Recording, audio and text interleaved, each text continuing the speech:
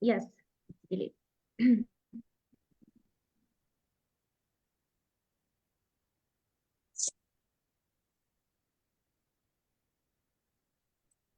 Go ahead. We're back. We are live. Okay. Good morning, good afternoon, good evening to our distinguished founder, Dr. Piyush Pandit, trustee Dr. Rashni Lal, chairperson of James International School, Mrs. Anju Pandit, our guest speakers, and all others attendees who have turned in from around the globe. I am Ermina Arais, co-director of Foreign Affairs Office, and would like to extend a very warm welcome from all our team here at James International School. We stand before you today on this auspicious occasion of World Human Rights Day to shed light on the importance of education in promoting and protecting human rights. As we gather here, we are privileged to have esteemed speakers who will share their insights and experience on this crucial topic. James International School is not just a school. It's a research center, a factory for nurturing responsible global citizens, armed with the knowledge of a global passport. It's a sanctuary for underprivileged students where education knows no bounds. Our great visionary leader, Mr. Piyush Pandit, made it his mission to provide world-class education to those who have limited access. And that, yes, it's a human right, the right for education. Now, let me introduce our esteemed host for today, Dr. Virginia Rivera. Dr. Virginia Rivera is a certified business mentor, coach, and consultant with more than 20 years of experience as a corporate and business leader. She co-founded the international NGO Mujeres Latina, which provides free business and entrepreneurial education to women, empowering them to start their own business and attain economic autonomy. Dr. Rivera has established 4 different business schools in Puerto Rico, USA, Peru, and Ecuador. She also runs a financial literacy program for children between age 4 and 8. My first lemonade stand. As the president of World Education Policy, she firmly believes in the power of education to outfit, empower, and prepare us for a sustainable future. And she is so loved here in a village. She is part of us, of a village of James International School. And I tell you, all kids know now to say hola and gracias, and we wait you again. Thank you, my dear Virginia. You are more than welcome, our folks today. Gracias, Hermina, and hola, everyone. I am so excited to be here with you today. And although our topic may be a topic that is not always a very happy one, it is a very important one. And I want to thank every single person that has woken up early or is going to bed late or has interrupted their Sunday to be here with us. It is an absolute honor to stand before you today at this Human Rights Global Conference, where we are gathering to discuss and advocate for the fundamental rights and freedoms that every human being deserves. I echo Amina's words, and I want to recognize the importance of education as a crucial pillar in promoting and protecting human rights. It plays a vital role in empowering individuals, fostering social inclusion, and creating a more equitable society. That is why at James International School, we believe in eradicating all barriers to quality education for all. This is exactly how our founder envisioned it. This is how his boyish dream came about. The visionary and our founder, Dr. Piyush Pandit, is an international social activist, award-winning social worker, and president of SVP Global. He has dedicated his life to serving humanity, particularly in rural areas, and advocating for equality and social justice. With a team of committed volunteers across the world, he has achieved global recognition as the head of Swarna Bharat Parivar Trust, with a presence in more than 50 countries.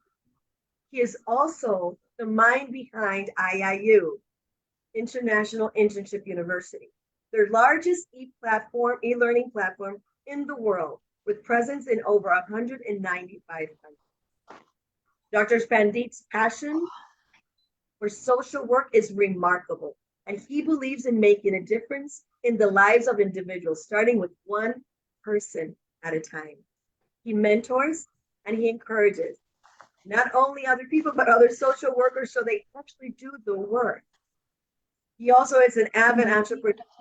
He emphasizes dedication and hard work in creating a lasting impact. One of his noteworthy accomplishments includes pioneering the concept of e-village, which is what Edmina was talking about. It's an integrated ecosystem that encompasses educational institutions, healthcare facilities, sport complexes, and rural tourism initiatives. This innovative model aims to elevate rural landscapes by providing holistic and sustainable infrastructure, fostering growth and progress.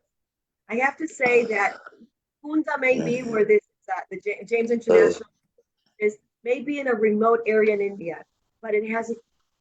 Yeah, Virginia, please, you are muted. I'm muted. Please continue. There, yes. You are muted. Virginia, unmute your microphone. Open your microphone. Was it always unmuted or was it just now? Did it just happen? Yes, now? it is good now because I mute all. Okay. Okay, sorry. It is a great honor and privilege to introduce to you the team here at JIS and all the other enterprises. We have our respected trustee of SVP and IIU, Dr. Roshni Lal from Australia. I would also like to highlight, and she is here with us today, so I'm going to take the opportunity and introduce you, Dr. Anju Savrawal, so you can give us a few words. She is our esteemed and respected vice principal. Dr. Anju.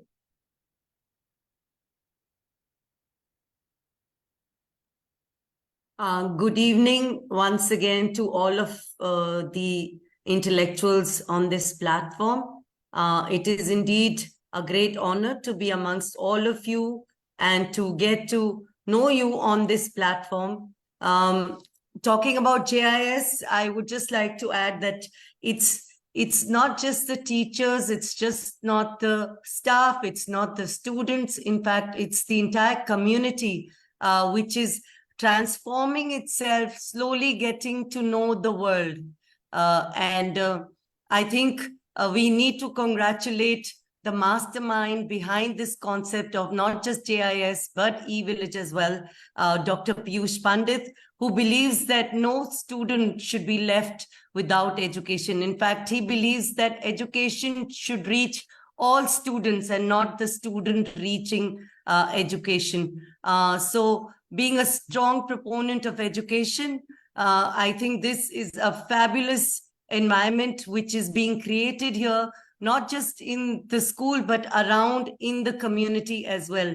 And we are very fortunate that we've had stalwarts like Dr. Virginia Rivera, Dr. Inga Karchiwala, of course, Irmina's there 24/7, and of course, the rest of our team, which visited us in July, and they've seen the school and its growth through a close-up. I know we have a long way to go taking baby steps, but they always say that the first step is the most difficult.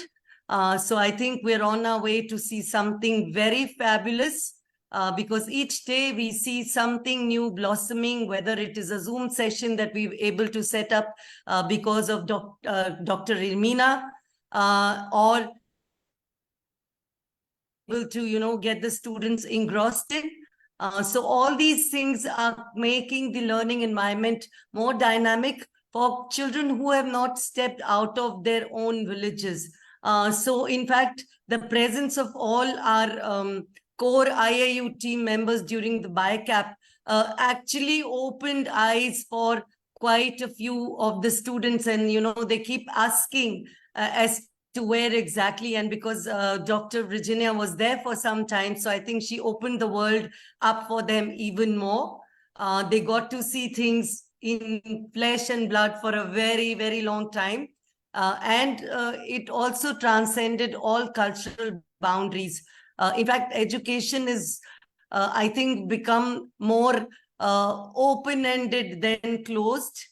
Transformation in the educational landscape of rural India is slowly progressing, and we hope and extend a warm invitation to all the stalwarts here to either connect with us through a virtual platform or visit us at James International School, because I think getting to see people and seeing them up close will really make a difference to the leaders of tomorrow. And I say leaders of tomorrow and not leaders of India, because I feel education has now transformed completely and we are on a global platform.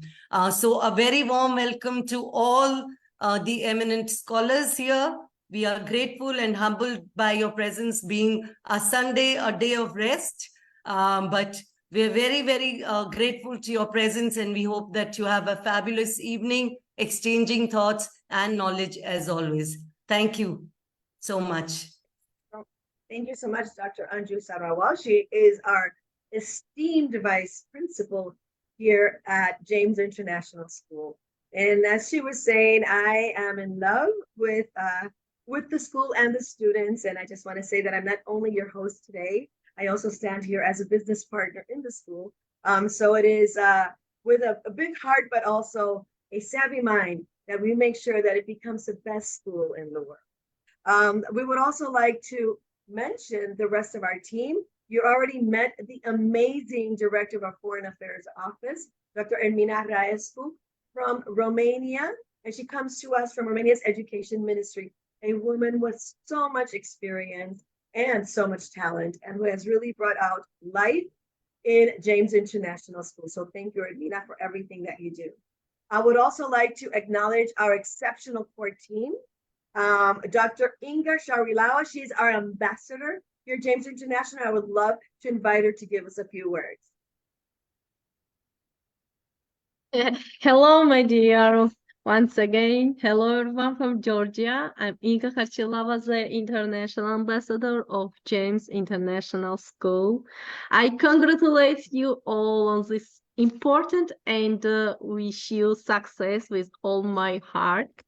I want to say that you are doing a very important job for of course, young people who study at James School. Yes, everyone has the right to education, and we are here to make it happen, of course. Yes. Thank you so much once again, Mr. Piyush Pandit, for this amazing opportunity. It's really very great job. Of course, I was in International James School, and I saw so many young people, and I'm very, very happy. Thank you so much, all teachers. Thank you so much, dear Ermina. You really great, doing a very good job. Please continue. We are always with you. Thank you so much. Thank you all, today's guests, and good luck. Virginia, just one moment, sorry. Inga is a part of us, is a great leader, and she was also in a village in our school. She's loved by all kids, and we wait you. She is always there with our team. Thank you so much. Yes, I am always with you. Thank you. Always. I think that Inga is that personality that really exemplifies education for all of us. She's such a great role model. And I have to say, when I started, Inga was the person that I needed to talk to. So thank you, Inga, for always being there with us. And she's our ambassador here. She's our co-founder in Europe, and she is the director of Georgia. So literally, her heart is here, and we are so happy that you are here with us today. Thank you so much. Thank you, Megan. I would also like to introduce the rest of our team. I'm going to name them. Dr. Nada Rakovic from Croatia, Professor Charles Iboria from Nigeria, Deepshika Pathak from India, Ruchi Singh from India, Mahashade from Lebanon, Patricia Gandhi from Zimbabwe, and our dedicated teachers and staff, as well as our technical support team. This is a huge family, and it's definitely a family. So I welcome all of you, esteemed speakers, to our family. Today, we're going to be shedding light on various aspects, including the right to education, but also gender equality, the role of education in promoting social justice, and where and how can we insert ourselves to become those agents and catalysts of change so everybody has their human rights protected and, most importantly, respected.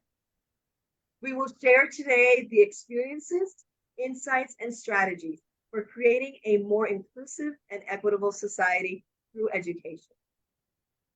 I want to express our gratitude from all of us here at JIS and all the other companies under Piyush Group and Swarnavara Parivar Trust in advance for your valuable contribution. Your expertise and your perspective will undoubtedly enrich our understanding of where we stand today. As we embark on this enlightening journey, and I have to say that we should all go through this, let us remember that we can create a world where human rights are respected, protected, and fulfilled. Now, without further ado, let's invite our guest speakers one by one from all the 50 countries that are with us today. So I would like to start right now with her Excellence Professor Anita McKinney from USA. And take off your mic, dear. There we go. Thank you.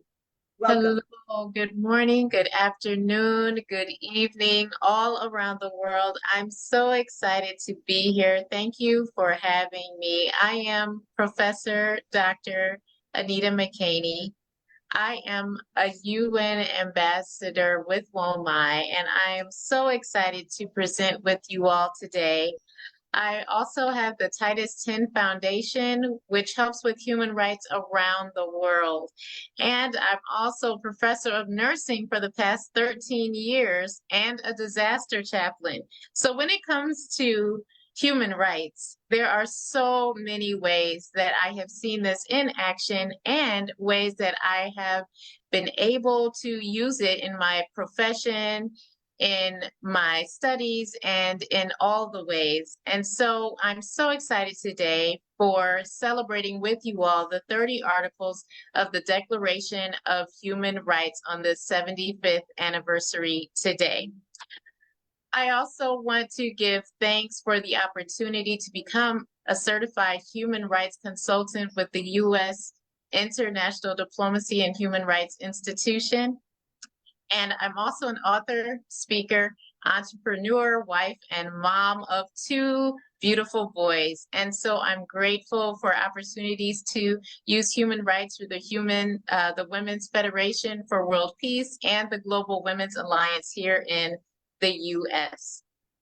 Our United States Constitution here in my country has a preamble that states that all people are given unalienable human rights from birth from their creator. And as a Christian in my country, I am so grateful for the opportunity to have human rights. And so I want to simply share with you a few of those human rights that are close to my heart. One of the very first ones says that we are all born free with equal rights. It does not matter who you are. It does not matter where you come from, who your parents are, or what country you live in. You are born free with equal rights, and you have a right to be free from discrimination, to be free from slavery. You have a right to live in freedom and in safety. You have a right to a fair public hearing and to seek justice. As a nurse, I often tell my patients and my students, remind patients they have a right to privacy and freedom from attacks on their reputation. Also, to be treated fairly in the law. You have a right to get married. You have a right to own things. You have a right to be free. You have the right to have protection in other countries from persecution.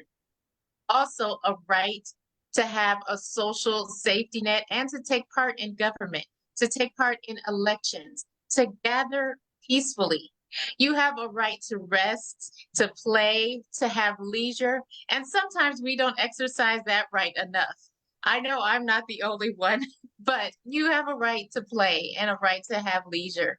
No one can ever take away your human rights. And so I'm so grateful for forums like this where we reiterate all of our human rights. We have a right to education, which is article number 26 and one of my favorites as a nurse educator. I also teach Bible through my organization, Lifestyle Image Network. And we are able to educate so many people, not only on their human rights, but all the things that they want to learn. I also have had the pleasure of taking care of 10 girls in Accra, Ghana, through the Titus 10 Foundation. These girls were orphaned when they were young and had no help to get a better education. As a woman, they had no support. And so we were able to take these 10 girls under our wings and support their school fees there in Accra.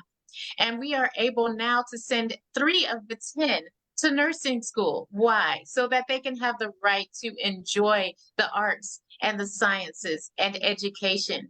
We all have a right to belong to our country, to be innocent until proven guilty, and we have a right to be free. So I implore you, enjoy your rights. Enjoy the things that are freely given to you by God.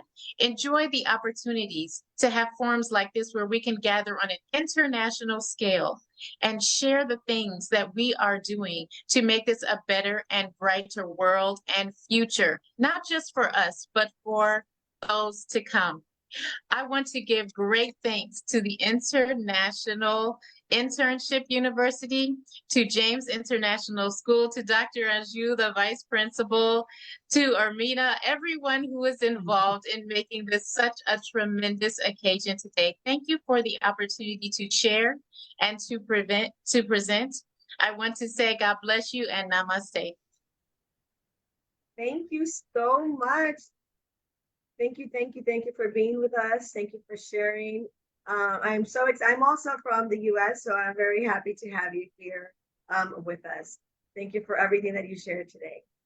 Now we're going to go in order of the people that are on the screen, because I know that a lot of you, because of changes of time, have not been able to arrive, but Professor Anita was #1, so I wanted to start with her on the list. And now we're going to move with Mr. Delton Ribeiro from Brazil.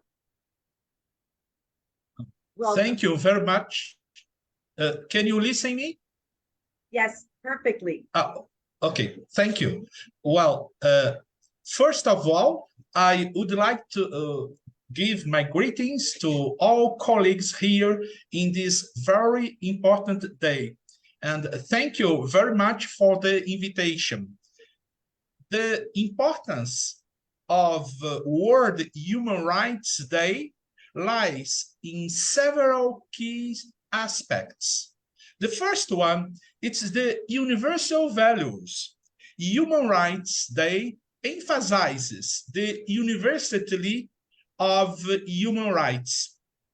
It serves as a reminder that human rights are inherent to all individuals.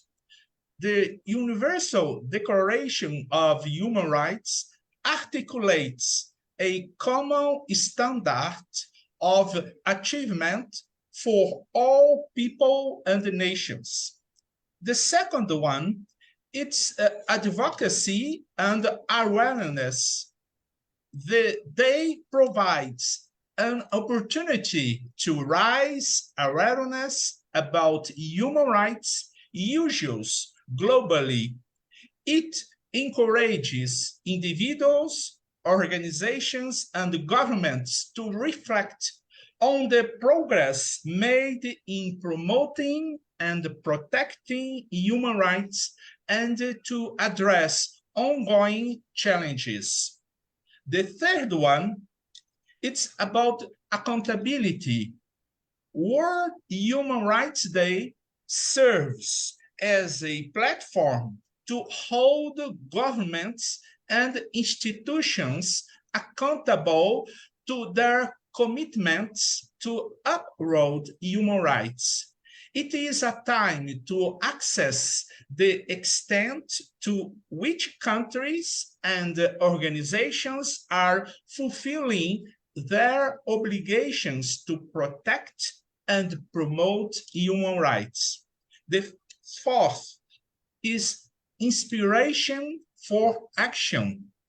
The day inspires individuals and groups to take action in their communities and on a global scale.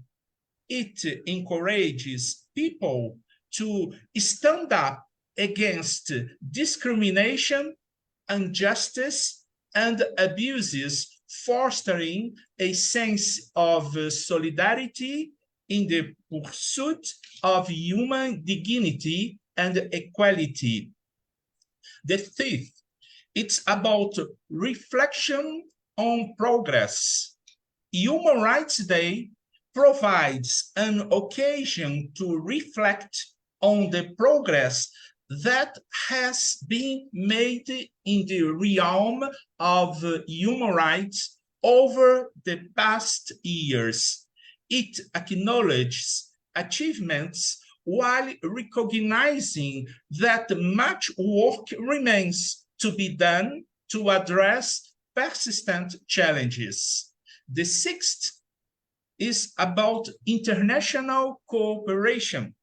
It reinforces the importance of international cooperation in promoting and protecting human rights. It is so important that in the world requires collaborative efforts to address global challenges such as poverty, conflict, and climate change with a human rights perspective.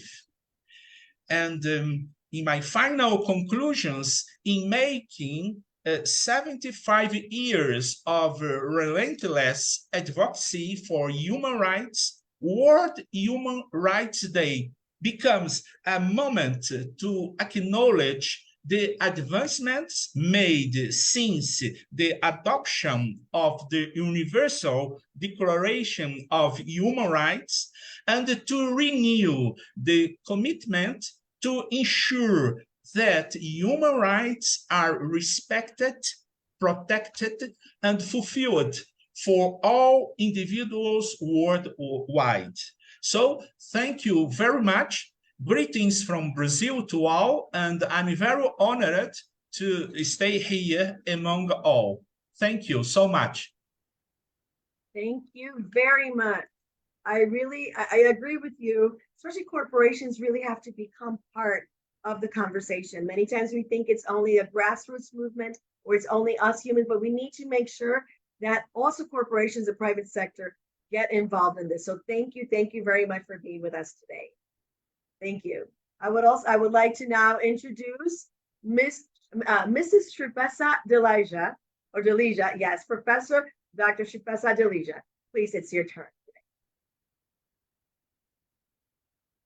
Your microphone. Yeah, there we go. Yeah. Beautiful. Thank you so much. I highly appreciate to be again with you. And really, I mean, you are doing a tremendous work, especially on the educational system where everyone is included and no one is getting out. Thank you so much. And talking today about this very important issue, which is also a very special day, I would like to congratulate all the organizers, especially Ermina, Inga, and you, Virginia, Nada, and all the team who really made it possible to get together all the outstanding speakers and educators in this big day. My talk today is going to be on the what's the role of the educators in the educational system. And I'm going to quote one of the statements of Henry Adams, where he says that a teacher affects eternity, and no one can tell where he his and her influence stops. And actually, we teachers count a lot to the society, to the students, and to the parents, and to the whole community. And also, we, in a way, we are responsible for what happens in the world. So the role of a teacher is progressively being broadened from that of expert who imparts knowledge to one that includes a mentor or guide, one who extends students' deep understandings and facilitates the acquisition of higher order thinking skills, creative problems, problem-solving skills, but also skills that are critical for the development of an innovative culture and for the world tomorrow. So our commitment as educators is to secure full and universal enjoyment of human rights, imposes on us a duty to work and struggle for a human rights culture. So see what a big role we have, to the enhancement of the educational system in the world, not only in India or in Albania, where I live and where I work. In the establishment of such a human rights culture, the role of teachers is undoubtedly crucial. And teachers occupy a very important position in the educational process and substantially influence the shaping of the future of the country, not only the future of the youth only. The purpose of this gathering together and this talk that we are having here today is to focus more on the role of the teachers in schools to educate our learners, our students, since in the kindergarten up to the university level and beyond, even in the community, to not only to know what the human rights are about, but also how to implement them in everyday life. So I think that we should be put or should put ourselves in a very deserved position in the educational system. So we just want to protect the laws and the rights of the declaration, which establishes human rights commissions at the national and also international scope of life. And the Act also provides that human rights means the right relating to life, to liberty, equality, and dignity of the individual, guaranteed by the Constitution, which means that even in our curriculum, we should involve the importance of human rights, and they should be integrated in every lesson that we are having, and not only to focus on providing our students with knowledge about the subject like maths, physics, chemistry, or languages, but mainly also to prepare. So the focus is to educate our learners, to prepare a very dedicated youth for our countries. So people's participation in an action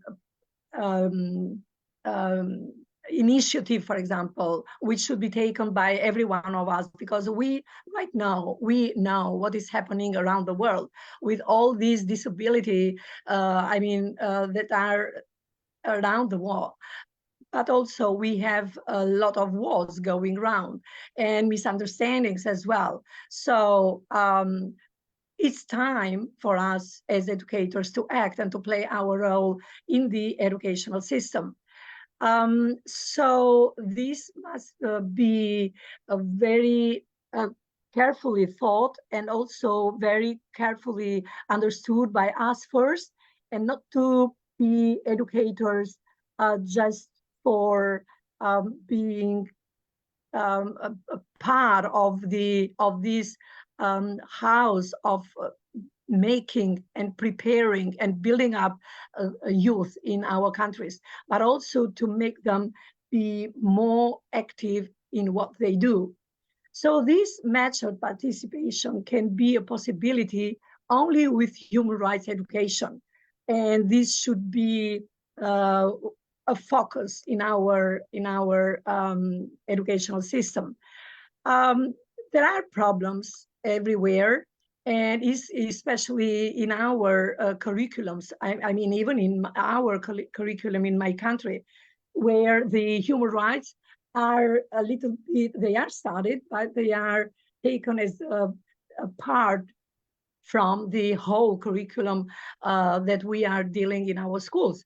So why not to integrate it and to make moral and I mean to establish intellectual, social, and moral qualities to our schools as well, to make our schools enhance in preparing a good generation for the development of the world. So human rights is not treated as a should not be treated as a separate subject in our curriculum.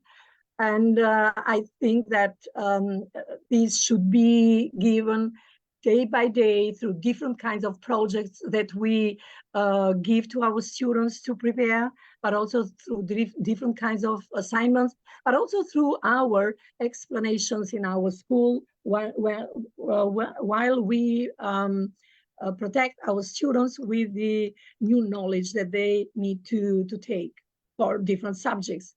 So it brings about a profound reform of education, which touches upon curriculum, in-service and pre-service training, actually where I'm involved, textbooks, actually I'm involved in, and methodology in all these fields that I'm involved in, but also most of us educators are involved in.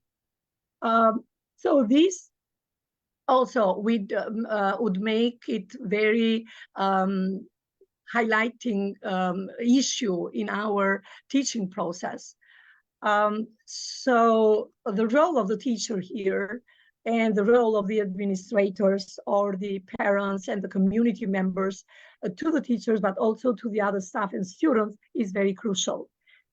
In relationship with students, teachers are clearly superordinate.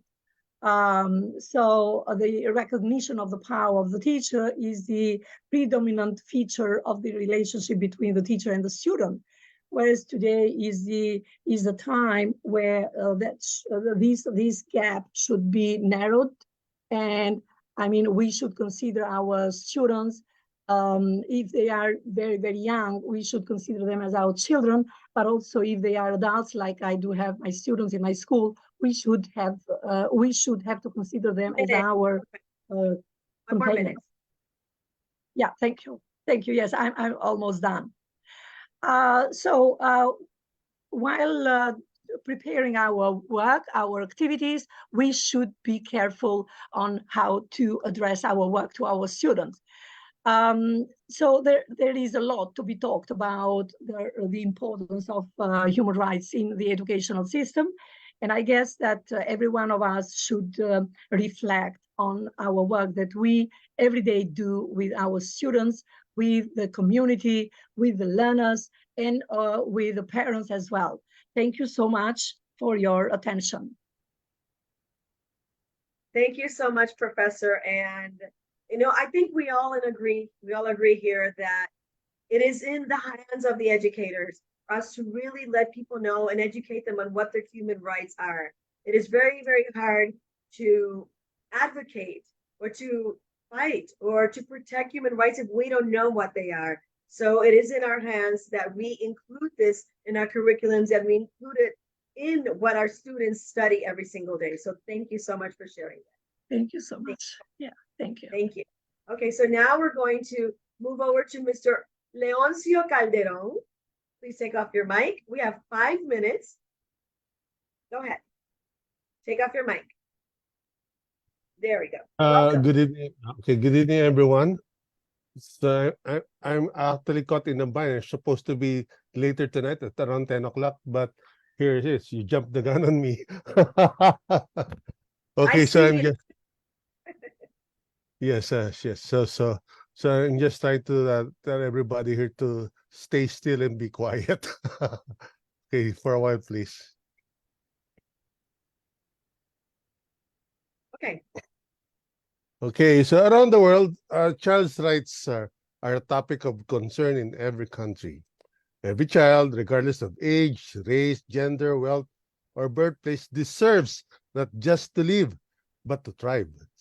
Yet, millions of children's basic rights are denied, and their childhoods are stolen from them by abuse, exploitation, or slavery. Many violations children face are a consequence of exploitative practices and education gaps in both developed and developing communities. But poverty, exploitation, and violence are not inevitable. With enlightened support from governments, civil society, and religious groups, vulnerable children can flourish and reach their highest potential. The United Nations Convention on the Rights of the Child is a comprehensive internationally binding agreement on the rights of children, which was adopted by the United Nations General Assembly in 1989. It is the most widely ratified human rights treaty in history. It sets out the rights that must be realized for every child: the right to survival, development, protection, and participation. It offers a vision of the child as an individual and as a member of the family and community, with rights and responsibilities appropriate to his or her age and stage of development. The Philippines, as a state party to the convention, has the obligation and accountability to undertake all appropriate legislative, administrative, and other measures for the realization of children's rights, and that children have access to services, protection from all forms of abuse and violence, opportunities for personal development to reach their fullest potential. Okay, may I interrupt with a sip of water? No. Since the Philippines' adoption in July 1990, there is much to be celebrated. However, in spite of overall gains and continuing efforts of the Philippine government, Filipino children and their families still face challenges which compromise their human rights and benefits of development. In the Philippines, thousands of children are robbed of their childhood and suffer lifelong developmental challenges as a result of violence.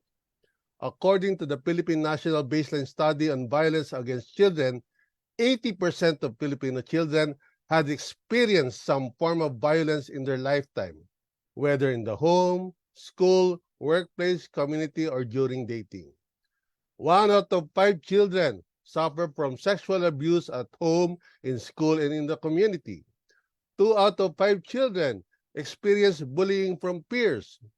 3 out of 5 children go through some form of psychological abuse. 4 out of 5 children grow up seeing some form of physical violence at home. 5 out of 10 children are victims of cyber violence. 6 out of 10 children are physically and psychologically abused. 7 out of 10 children don't have access to local protection services in their community. Governments must create laws and regulations that encourage children, communities, and professionals to report violence. At each step, they must ensure accessibility and confidentiality. Once reported, professionals need guidance and training to understand their roles and coordinate with other key factors. The Philippines has established a number of pathways to report violence against children. The Philippines maintains a legal and policy framework that protects most children from violence. The laws do not forbid all types of violence against children in all settings without exception. The country, though, has also made substantial progress to create prevention policies and reporting pathways for children and professionals. To meet the minimum standards to enable actors to end violence, the Philippines should expand the scope of home visiting services and create local-level child-friendly pathways to report violence. Thank you. I'm Dr. Leoncio Calderon from the Philippines. Mabuhay.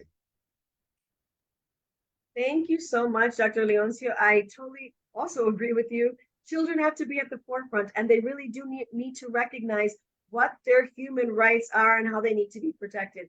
But it's our job. Kids are just kids. We need to make sure that we uphold and we make sure that our children are respected and that our children have their human rights protected and granted. So thank you so much. Thank you for being with us today. Thank you for the kind words. Thank you. So now we would like to welcome Lalal Gadar. She's here. Yeah, hello everyone. Hello. First of all, I'm thrilled to be here with you all today. I'm Layal Gaddar from Lebanon, and I'm an educational international trainer and a consultant. First of all, let's take a moment to acknowledge our shared dedication to human rights. It's an honor to stand among advocates and friends who believe in a world where everyone's rights are respected. I would like to start with Nelson Mandela's quote: "To be free is not merely to cast off one's chain, but to live in a way that respects and enhances the freedom of others." So the Nelson Mandela quotation captures a profound insight about the nature of real freedom and how it relates to other people's freedoms, going beyond a basic concept of personal freedom. First, we must fight for equality.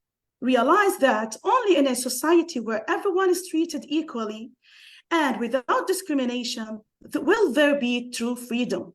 The liberty of others connects with our own. A just society is one where the principles of equality and freedom are upheld for everyone, regardless of their background or circumstances. The international unity. Human rights are universal, whether those people are across the street or on the other side of the world. It is our common duty to show support and solidarity for those whose freedom is under attack. Let compassion and empathy lead the way as we work toward these goals. In a community where one person's freedom is viewed as closely linked to everyone else's freedom, understanding one another's challenges is beneficial. In this journey, education proves to be a valuable weapon.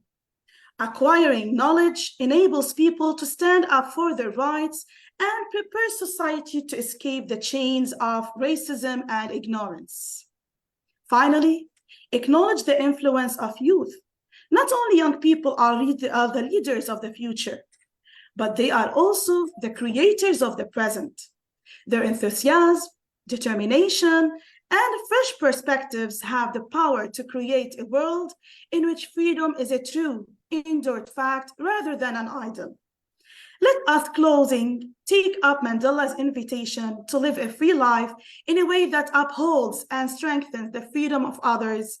We are all on path toward collaborative freedom, where the bonds that attach any one of us cause the light of freedom to turn off for everyone. Together, let's break free for these bonds and show the way to a future in which everyone lives in freedom. Thank you. Thank you so much. I want to capture, you said so many wonderful things, but there's a nugget that I think that we forget. We always think that children are the future. Exactly. They're here, they're now. So thank you again for reminding us of something so elemental that we forget. We think of them as when they grow up, and we don't realize that we need to work with that now, that they're important now, and they really influence the world that we live in. Exactly. So thank you so much. Thank you. Thank you. I would like to now introduce Professor Rajput. Professor Dr. P.K. Rajput, please. Thank you so much. Very, very good evening, good morning, good afternoon to all the wonderful, great educators. So happy to see so many wonderful, great, eminent personalities and great faces, the great educators in front of me. Whenever I meet you at any platform, I always feel very happy, blessed, and enriched because I'm able to learn a lot from all of you.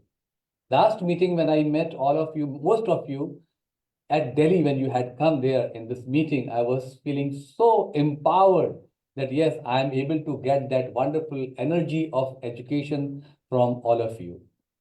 So my heartfelt gratitude to each and every educator who are here.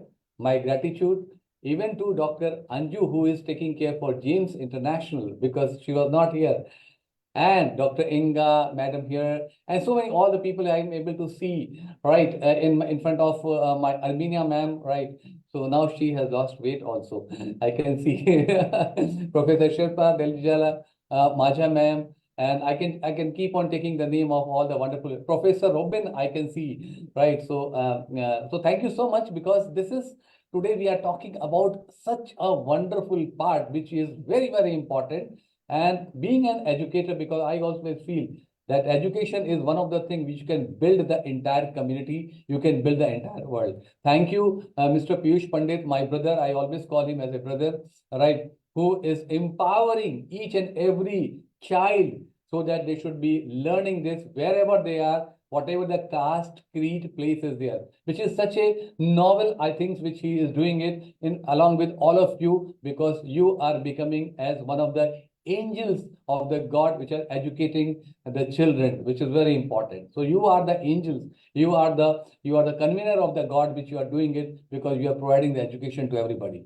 Now coming to the human rights, which is very, very important, which you are talking about it, I would like to add it here in a very, very simple language, which I have understood about it, that human rights are the fundamental rights and the freedom that every individual is entitled to, regardless of their nationality, race, gender, religion, or any other status. These rights are totally inherent into all human beings and have been protected very well. And that is the reason understanding and caring about the human right is crucial for everybody. We should be able to understand, we should be able to make it happen. So now I remember one of the quote, right, because we all are the educator. Teaching human rights in schools or through education. Education is an important element in the struggle of human rights. Just now we have heard another important speaker, they said that how the things are happening in the Philippines, right? And it is not only Philippines, sir, it is happening across the world. People, they don't speak out about it. It is happening in Asia, it is happening in UK, it is happening in USA. You talk about any country, right? The same situation is there, maybe plus minus 5% and 10%. Some people, they speak out, some people, they don't speak out about it. And today we are very fortunate that we are making our voice clear from this platform, that we are talking about this particular thing, which is basically through the education. And let me tell you, through the education, we can enrich our student, because they are the basic parameter, learning about the human rights, provide the student with the knowledge about the human rights, including what they are, their historical development, how they can be protected or safeguard themselves. This is the one thing which we can have. Second thing is ensure the learning process itself is a consistently, regularly with the critical, it is going to help with the critical thinking, respect for the diversity, respect for the female, respect for the male, encouraging the student to engage in the discussions, debates, and activities, which is going to explore the human rights issues and their implication. Another part is with education, this part can be taken care by developing the skills, attitude, broader attitude, and value that enables the student to apply the human rights principles in their daily lives, so that this bullying part, unnecessary putting the things, it is not going to happen, because the children will be learning it, understanding the thing, and they will have the respect for everybody. And when they grow up, that they will ensure that respect to the coming generation, which is important. Integrating into the curriculum, one of the educator has said about it. It's very important. I fully agree. This has to be integrated. Maybe from the 5th standard onward, because if you start building the things little by little, by the time the child will be on 14 years of the age, the child will start respecting the human values, and then all these things will not happen. It also provides the opportunity for experiential learning, such as simulations, which we talk. Role plays are very important, because learning can add this role plays and we'll be able to understand. Promoting the critical thinking can happen. partnership and exchanges can happen, because then these wars are happening. You know that how many wars, how many people they are being taken care in that way. That is not going to happen. So I can only say that through the teaching, the human rights may have, depending on the educational context, the age group, and the cultural consideration. And it is very important to adopt and to content to the methods and needs as per the requirement of that particular nation, respecting the requirement of the nation, but human rights are very important to ensure the thing. We can also add it through different ways. We can have the social media part. We can talk through the social media, which is going to help us. We can have the visual content. We can have the hashtags and the trends which we can promote it. We can have the collaboration and partnership with the different organizations.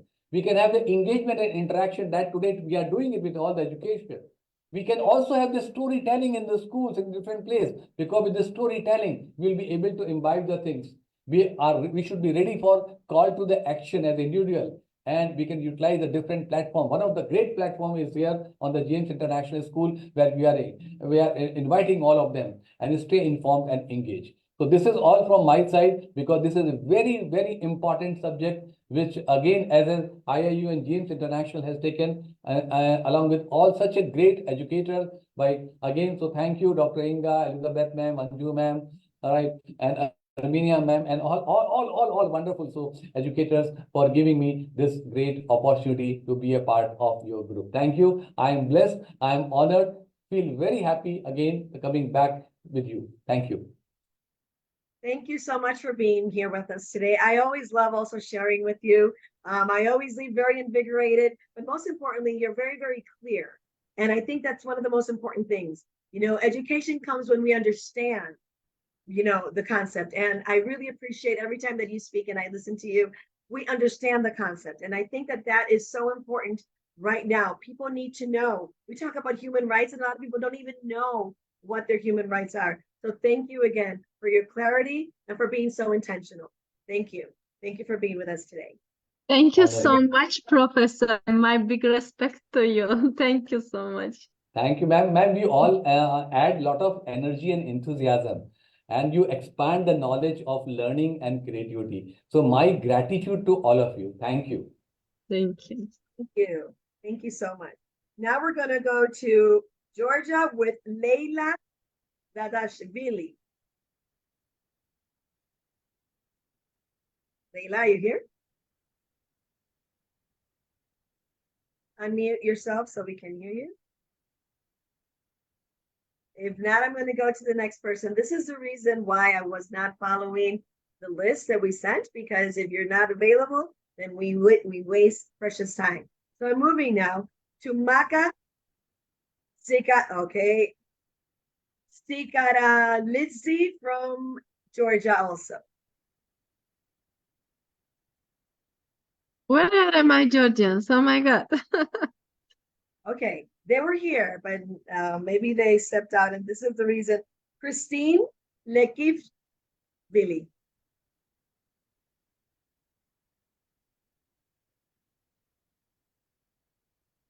Magdi Saleh from Egypt.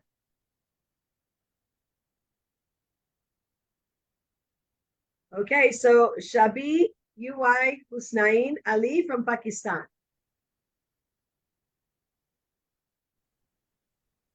Yes. Okay. Good morning, good evening for everyone. Welcome. The podium is yours. Yes. My name is Shbi Husnain from Pakistan. I'm basically chartered accountant. Now today my topic is human rights, because International Human Conference World Rights Day. So my topic is a discussion on Palestine and Israel. Interrupt you for a second. Does your camera work? Because I am driving, so okay. Fine. Okay. So sorry for this, because time is in Pakistan is lot, so because my topic is in human rights, Palestine and Israel. Israel is very strict on Palestine, and it's very very dangerous. So I am apologize to. Go ahead.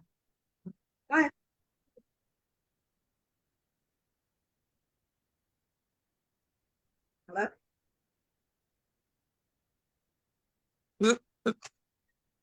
Continue. Listen, Hi, hello. guys. Thank Listen you. to me. Listen to me. Listen to me. Yeah, we can listen. We can hear you. Yes, we can hear you. Go ahead. Because the signals break for traveling. Human rights of Palestinian Gaza. Israeli strike on Palestine in Gaza. So Israel does not follow the human rights. Is starting he's starting young 8 October on a strike on Palestine. So I have many children in the children in the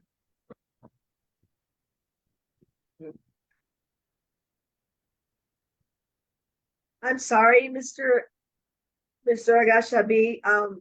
Yeah, I don't think that we're going to be able to listen to you. If you want to step out and come back at the end, maybe you'll have better reception at the moment. But right now, we'll continue then with our next speaker.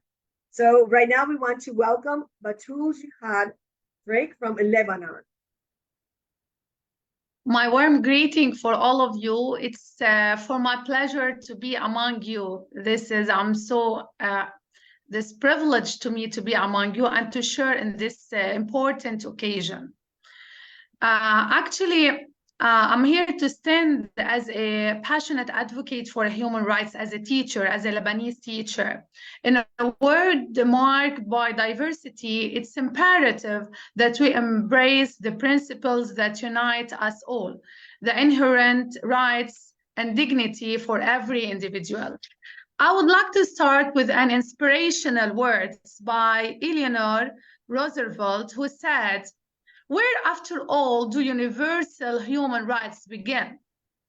In small places, close to homes, so close and so small that they cannot be seen on any map of the world. Yet, they are the world of every individual. The neighborhood he lives in, the school or college he attends, the factory, the farm, or office where he works." In this day, people, and in every day, people should know that human rights are not privilege, but a universal entitlement, a foundation upon which we build a world that respects the sanctity of life, the freedom of expression, and the happiness for all people. People should know well that advocating human rights is not only a noble endeavor, it's an obligation.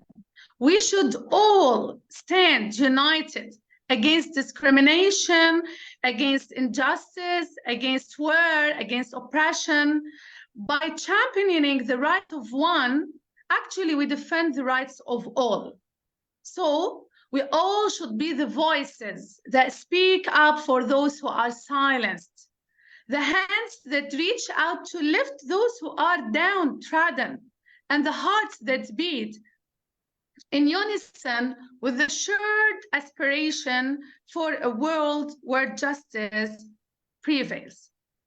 Today, as a teacher, I want to reaffirm our commitment to human rights, that it's not just in grand gestures, but in every action that shape our communities.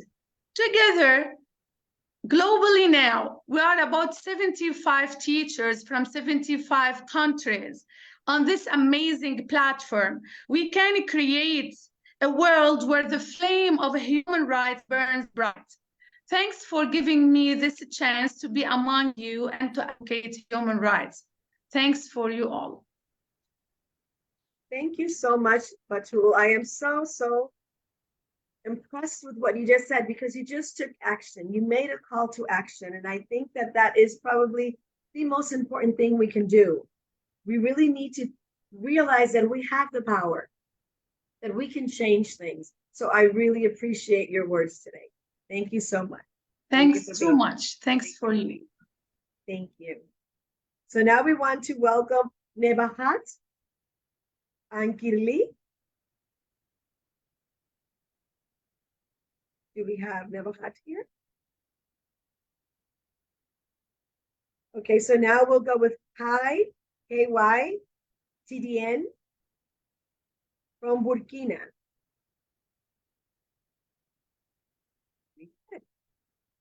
Jorge Isaac Torres Manrique from Peru.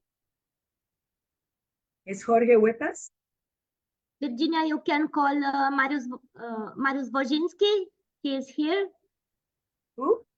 Mariusz Wojcinski from Poland. Oh. Okay, if you heard, go ahead, come on in. The best He's a great educator. educationist Yes. from Poland. And we work in partnership with James International School. Welcome, Mariusz. Okay, so welcome. Welcome. Hello. Nice to see you. Nice to meet you. And nice to hear you. I hope is everything okay. First of all, I'm not English teacher and my English is awful. I need to tell that.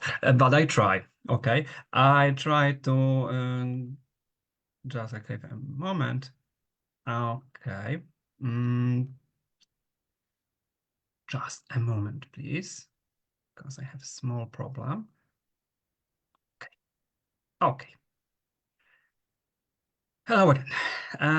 I try to be shortly, and just like the previous statements, but just like the ones after me, human rights are not the most important elements of our civilization. We didn't follow them before and we still don't. I will refer to a situation known to everyone, the war in Ukraine, as our country's Ukraine neighbor, and we can have struggling with the consequences for 2 years. Many inhabitants of Ukraine fled to neighborhood countries, Poland, Romania, or another. Many laws were broken during the attack. I'm personally interested in children's rights. A lot of children from Ukraine came to our school and as to many other. They had their own traumas and experiences. They worked in a different system. They went to different cities and schools. Things were different here. They will meet with help and kindness, but also rejection. There were many bad situations. Where were they right them? These are not just rules, but these are people who follows the rules, just us. Currently, the situation is similar in Israel. It's similar in many places around the world. Children who don't know the laws take part in this, but they learn how to these laws are not respected. Children who grow up with a sense of guilt or agency. Children who will break or obey their rights. I work with children with various disorders. They have the same rights in everyday life. Are they observed? No. Adults do not follow them. Children do not follow them. As a result, there will be another generation of people who have only their rights, the rights of one man. The future of young people depends on us, all adults. The kind of world we'll create for us in the future depends on the value we pass on to them. Will it be a place where we won't be life peaceful, or maybe a place from which we will be escape? Let's take the matter into our own hands and change what we can. Let's change our children. Thank you very much. Thank you so much, Professor. I thank you for the images. You know, it reminds us how important it is that we remember that we are one world and that inclusivity is the most important thing. We all need to feel important, and we all need to be, and we're all just as important when it comes to our human rights. So thank you. Thank you so much. Thank you very much. Okay, so let's stop the screen. If you can. So we can invite our next guest. I'm going to be calling Elizabeth Islas next. But let's, Professor, if you could, Marius, if you could stop your screen, or whoever is sharing. There you go. Thank you so much. Okay, so now we would like to introduce Elizabeth Islas.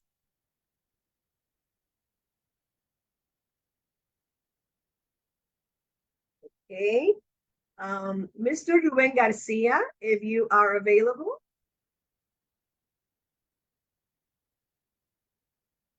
Professor, yeah, take off your mic. I see you. There we go. Thank you Welcome, very much. welcome. Thank you. Greetings from Peru, South America. Love Peru. Thank you. Well, thank you very much for this nice topic about the human rights. But among all the human rights, let's concentrate on the rights to education. So this is very important to say in the moment that the rights of every child to education on the basis of equality of opportunity without discrimination on any grounds. To achieve this goal, education must be available for, accessible to, and inclusive of all children.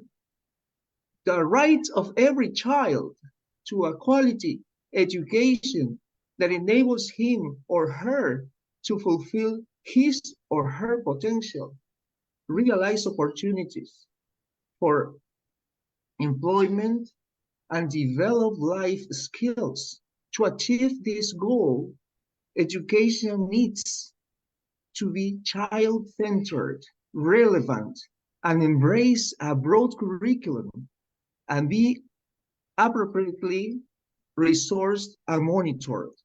The right of every child to respect for her or his inherent dignity and to have his or her universal human rights respected within the education system. To achieve this goal, education must be provided in a way that are consistent with human rights, including equal respect for every child, opportunities for meaningful participation, freedom from all forms of violence, and respect for language and culture and religion. Education has been formally recognized as a human right since the adoption of the Universal Declaration of Human Rights in 1948.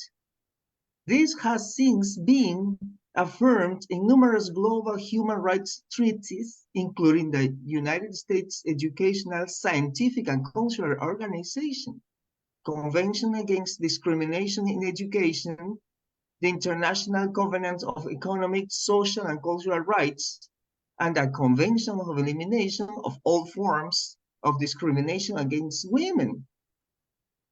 These treaties establish an entitlement to free, compulsory primary education for all children, an obligation to develop secondary education supported by measures to render it accessible to all children, as well as equitable access to higher education, a responsibility to provide basic education for individuals who have not completed primary education.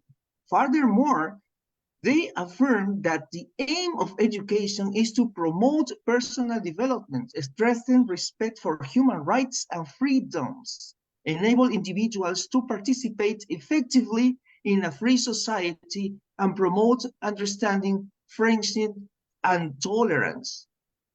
The right to education has long been recognized as encompassing not only access to educational provision, but also the obligation to eliminate discrimination at all levels of educational system, to set minimum standards to improve quality. In addition, education is necessary for the fulfillment of any other civil, political, economical, and social rights. So, measures must be taken to encourage regular school attendance and reduce dropout. It is not sufficient just to provide formal education. It is also necessary to remove such barriers as poverty and discrimination to provide education of sufficient quality in a manner that ensures children can benefit from it. Thank you very much for this kind invitation. Greetings from Lima, Peru. Thank you so much, Professor. And we love Peru. I love Peru. And what you just said is so important as president, in my case, of world education policy. That's exactly what we're looking for, is eradicating all barriers so every individual has access to quality education, not just any education, to make sure that they have the education that is needed to succeed in the world today. So thank you so much again for being with us. Thank you. We really appreciate it. Thank you for your words. And now we would like to welcome Sandra Costa from Portugal. Hello, everyone, and thank you for the invitation to take part of this event. One more. I would like to share one presentation to you, and I use Gamma app, one IA platform. I share.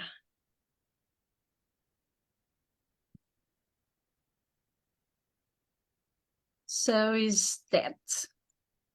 So today we commemorate 75 years of the Universal Declaration of Human Rights across the globe. So I think it's important to share with us some words of Joseph Borrell, its representative of the Union for Foreign Affairs and Security Policy.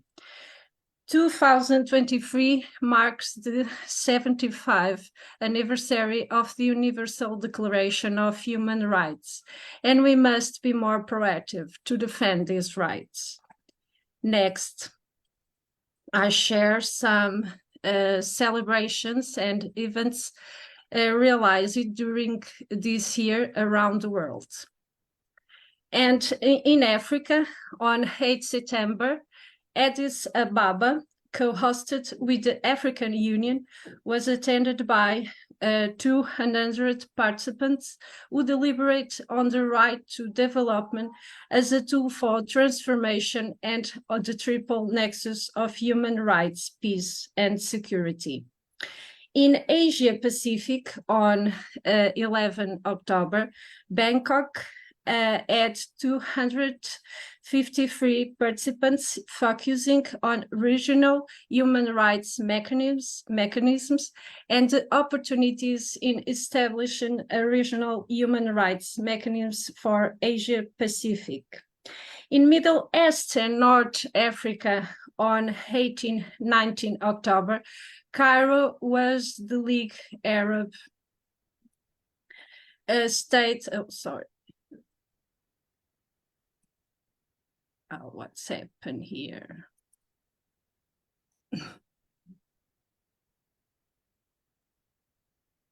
Dear, you can share again. Yes, I have one trouble here. Sorry.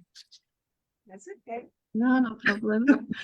Oh my You can God. read it, you can- I mean, but I want to see your. And it's virtual. It's happened. Yes. The app closed, but it's here now. Talking about Middle East in, like, during this is that. So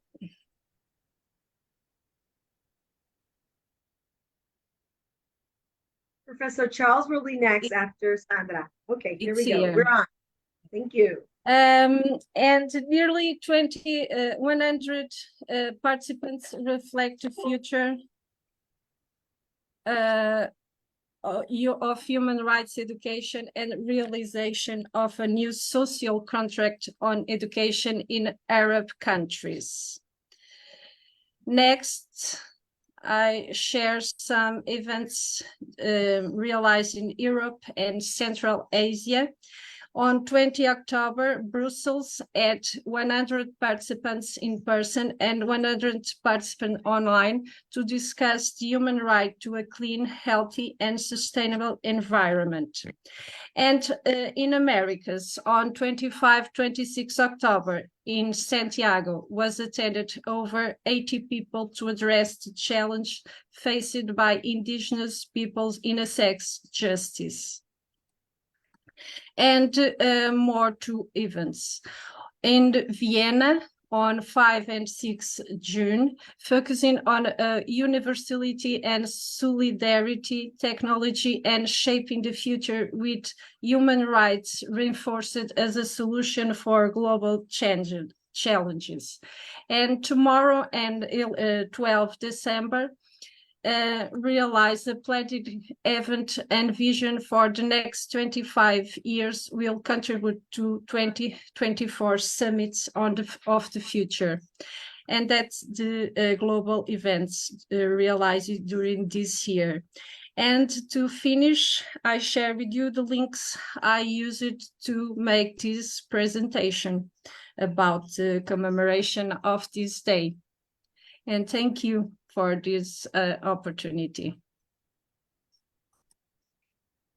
Thank you so much, Sandra. Thank you for sharing what's going on around the world. I think that many of us, we're so busy in our little corner of the world that we don't know what is going globally. So I really appreciate the fact that you took the time to really show us what is actually being done in the different continents of the world. So thank you for being with us today. Thank you so much for sharing that. And we would love to welcome our very own part of our family, Professor Charles. Professor Charles comes from us from Nigeria. Welcome. The podium is yours. Thank you very much, my able moderator, the powerful Virginia. I thank God for you. You have been very great in IU and in James International School. God will come to promote you and empower you with wisdom. I greet everybody. Good morning, good afternoon, good evening. I thank God for you that we are celebrating a powerful celebration. We are celebrating our human rights. We are celebrating it today. We are 75 years old in this human right of 18, which we have been driving, we have been fighting, we have been trying to make sure everybody sustain a good and healthy human right. Everybody live a peaceful world. Everybody is happy. That is the essence of all this. And we are now 75, fighting it right. So I need to appreciate you all. We celebrate the Universal Declaration of Human Rights today, being 10th of December, 2023. Kudos and thank God for this great opportunity. The declaration was proclaimed by the United Nations General Assembly in Paris on 10th December 1948 and set out for the first time fundamental human rights to be universally protected. Very kudos to them. And what is the theme? The theme of this Human Rights Day is freedom. We want freedom. We want everybody to be free from every harassment, from every calamity, from every obstacle. We want freedom, equality. Everybody should be equal. Justice. We need justice for all. When there is justice for all, people will be happy. Everybody will be happy and will be able to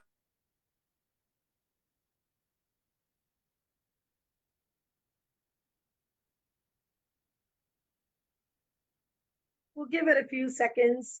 He'll come back, I think. Actualize the SDG. This is what we want in 2030. All this is very, very important. This serves as a foundation for the expanding also on vulnerable groups such as people and migrants. All these are key, they are important. The slogan of us today, dignity, very important. Freedom, very important.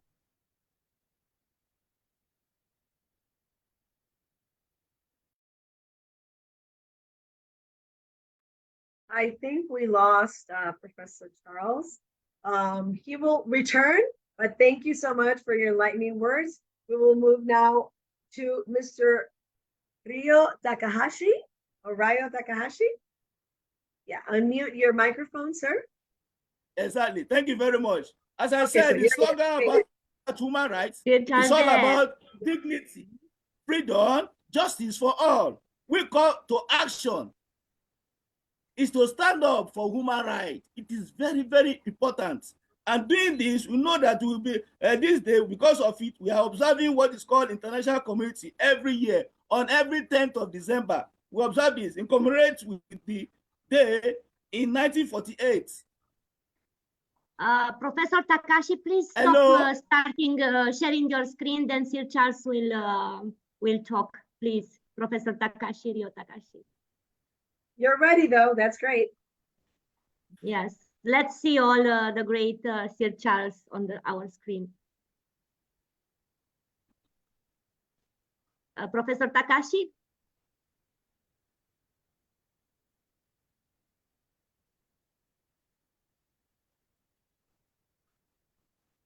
I think he not hear us. Can I start now? Or Please wait? Stop your screen. Stop your starting. Stop your sharing. Sir Charles still talk. Okay. He is coming back. Okay. Thank you so much.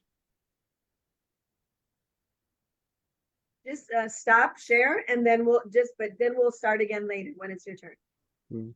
Stop, right? Yeah, stop, share. Okay. Okay.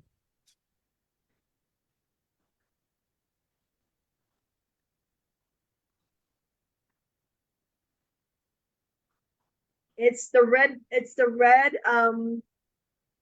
button in the toolbar. Like, there we go.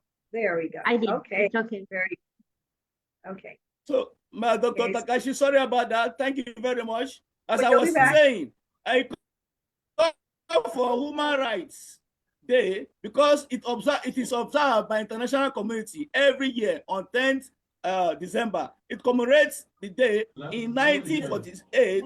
The United Nations General Assembly adopted the Universal Declaration of Human Rights. And the most important human rights are the right to life, the right to life, the right to liberty, the freedom from slavery and torture, freedom of opinion and expression, the right to work and education, and many other more. These are very, very important. Everyone is entitled to this right and without discrimination, no discrimination. And the Office of the High Commissioner for Human Rights is responsible for protecting human rights. And the headquarters is at Geneva with many regional offices. The offices of the High Commissioner for Human Rights has led responsibility in the United Nations state for the promotion and protection of human rights. All these are keys. They are things that we need to know as far as we are driving human rights. And what are the violations? It is discriminating at human, at work base. We also have a track like a race, like gender, like sexual orientation, and the job right to work, family to provide the maternity leave, protection of and assistance to the family. We also have not paying sufficient minimum wage. They are very, very important. They are violation, right at work. And segregating, when there's segregation of students based on the disability, we are asked is violate the human right, which must kick against the right to education. It's very, very important. We need to understand it and get to know it very well so as to portray that human right. The principles, just like the universal and the inalienable and the interdependence and indivisible, they are very important. Equality and non-discriminating, both right and obligation, they are key to human rights, which we must uphold. Dimension of human rights, where we have the civil, we have the political rights, we have the economic, social, cultural rights, we have the collective and solidarity rights. These are key and very, very important. We also have the moral rights. In human rights are personal rights that connect the creator of a work to their work. Recognizing the creator who created us is very important, which we must also stress when we are talking about human rights. And credited when your work is shown, is used, and the way you work is treated and shown. Moral rights requires that your name is always shown with your work. It justifies yourself, it makes you to be happy. Yes, that I am doing the right thing. I'm doing because your name is incited into it. And in Nigeria, the highest law is its own constitution. We have a constitution which was established on 29 May 1999. And the constitution of Nigeria is the supreme law of the country. We also have human rights in Nigeria. No one shall be subjected to torture or cruel or inhuman or degrading treatment and punishment. No one. Everyone has the right to recognition everywhere as a person before the law. We have equality, and all are equal before the law, and all are entitled without any discrimination to equal protection of the law. All these are key. In order to save time, I have to just stop now and give kudos to our founder, Piyush Pandit, Sir Piyush Pandit. Kudos to the core members. I bless God for you all. You have been so active. I need to give kudos to you. And I give kudos to us many that listen attentively. I give kudos to James International School, IIU, powerful. May God come to strengthen us, come to empower us, come to give us all the vision we need, all the focus we need, so that we'll be able to actualize that SDG 2030. We are working towards it to make sure things look fine. Kudos to everybody. Thank you very much for this opportunity. Thank you, Professor. I think that if every human being had that energy and we had that passion and that commitment, we would have a different world, definitely. Thank you so much for being part of our family, and thank you for always showing up and bringing all this information to us every day and all your passion. So thank you. Thank you so much for being. Thank you. So now, now we can go ahead and share your screen, Mr. Takahashi.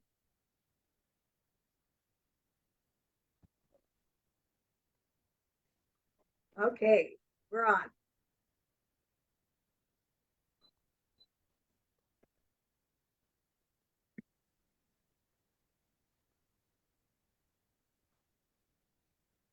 So, Professor Takahashi, are you going to be reading your presentation? Yes, yes, you can hear. So I'm grateful for giving me a presentation. First of all, I have to ask you where you are from and where I'm from. I would say that I'm from Japan, but thinking of myself, I'll ask you where your parents' name, how about the grandparents' name, how about great-grandparents' name, and so on. Actually, when I was searching of DNA, 2.5% my ancestor came from Finland and Asia. So thinking of ourselves will be differentiate rather than just searching roots. Even I'm from Hokkaido, Japan, Northern Island.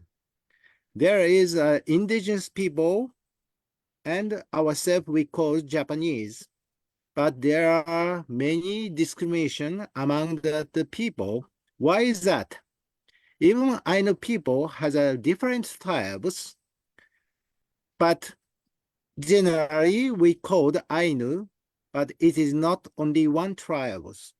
They fight each other, sometimes help each other, but if you are not a tribe in a particular Ainu people, they have a discrimination because you are not belong to the group.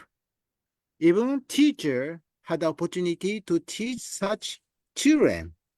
They have a suffer to call their name because they have a total different names and cultures, but they have to make secret. Why is that? Because they want to protect children, not having discrimination. That's why we have to careful. One of another thing is the Oroko. You can see that the PowerPoint.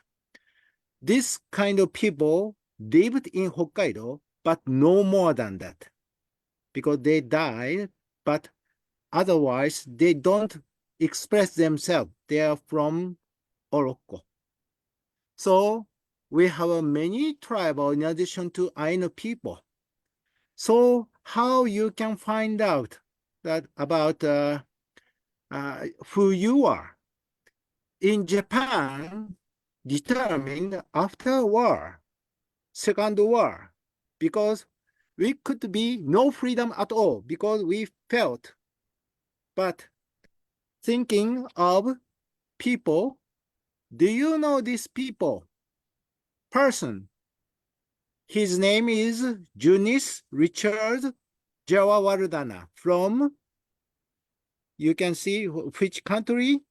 Sri Lanka. He said, I want you to remember that the Asian people who want independent in the ideals set by Japan have sympathized with them. He mentioned this opinion, all of them, most 550 countries against his opinion. But once he mentioned, nobody disagree. That's why we have freedom. But do we know him, Japanese nowadays? No, we don't remember. That's why we have to really go into the history, what's going on, even in Japan. We just think that we have a freedom. That is not. The Jayawardena helped Japan total, all country. So we have to think about more who you are. And also historically, the people in Oroko people, there is record was existed. But you can see that map. They are part of Russia, but when we see that map in Japan, there is no such area in Russia because they think that this is a part of Russia, not Japan. So this is not important. Who you are, how to treat is more important. That's why this is aiding and going to the back to find out. Another thing is a name George Jarvis. He was from England. He was a shipper. He knows way of shipping in the worldwide. Japan started before that. There is a ship, more than 5,000 people shipping around the world, even Polynesian countries. And he was inspired. Japan people is belong to that part of such country. New Zealand, Tonga, Samoa, language is very similar, but we don't understand. But DNA is belong to them for Japanese people, but there is no history at all. That's why we have to use the sensitize who you are. We are representative of each country, but we have to know more than that. The topic what I told in the Shintoism also talk about we are children of God, not Japan, for all country. That's why we have to know that the religion in historical background of each country to find out commonality instead of divided. So this is conclusion. You can see that the Amaterasu Omikami, we could see that is part of the Savior. People may call Jesus Christ, but other people may call another name. The name is not important. What he has done or what woman has done was more important. So we searched that Haggoth in the Book of Mormon. The people think that that is a part of the religion. So we are not interested in. But thinking of the feeling, what is written in the record, to find out the inside, you can find this detail is common to that history in my country as well.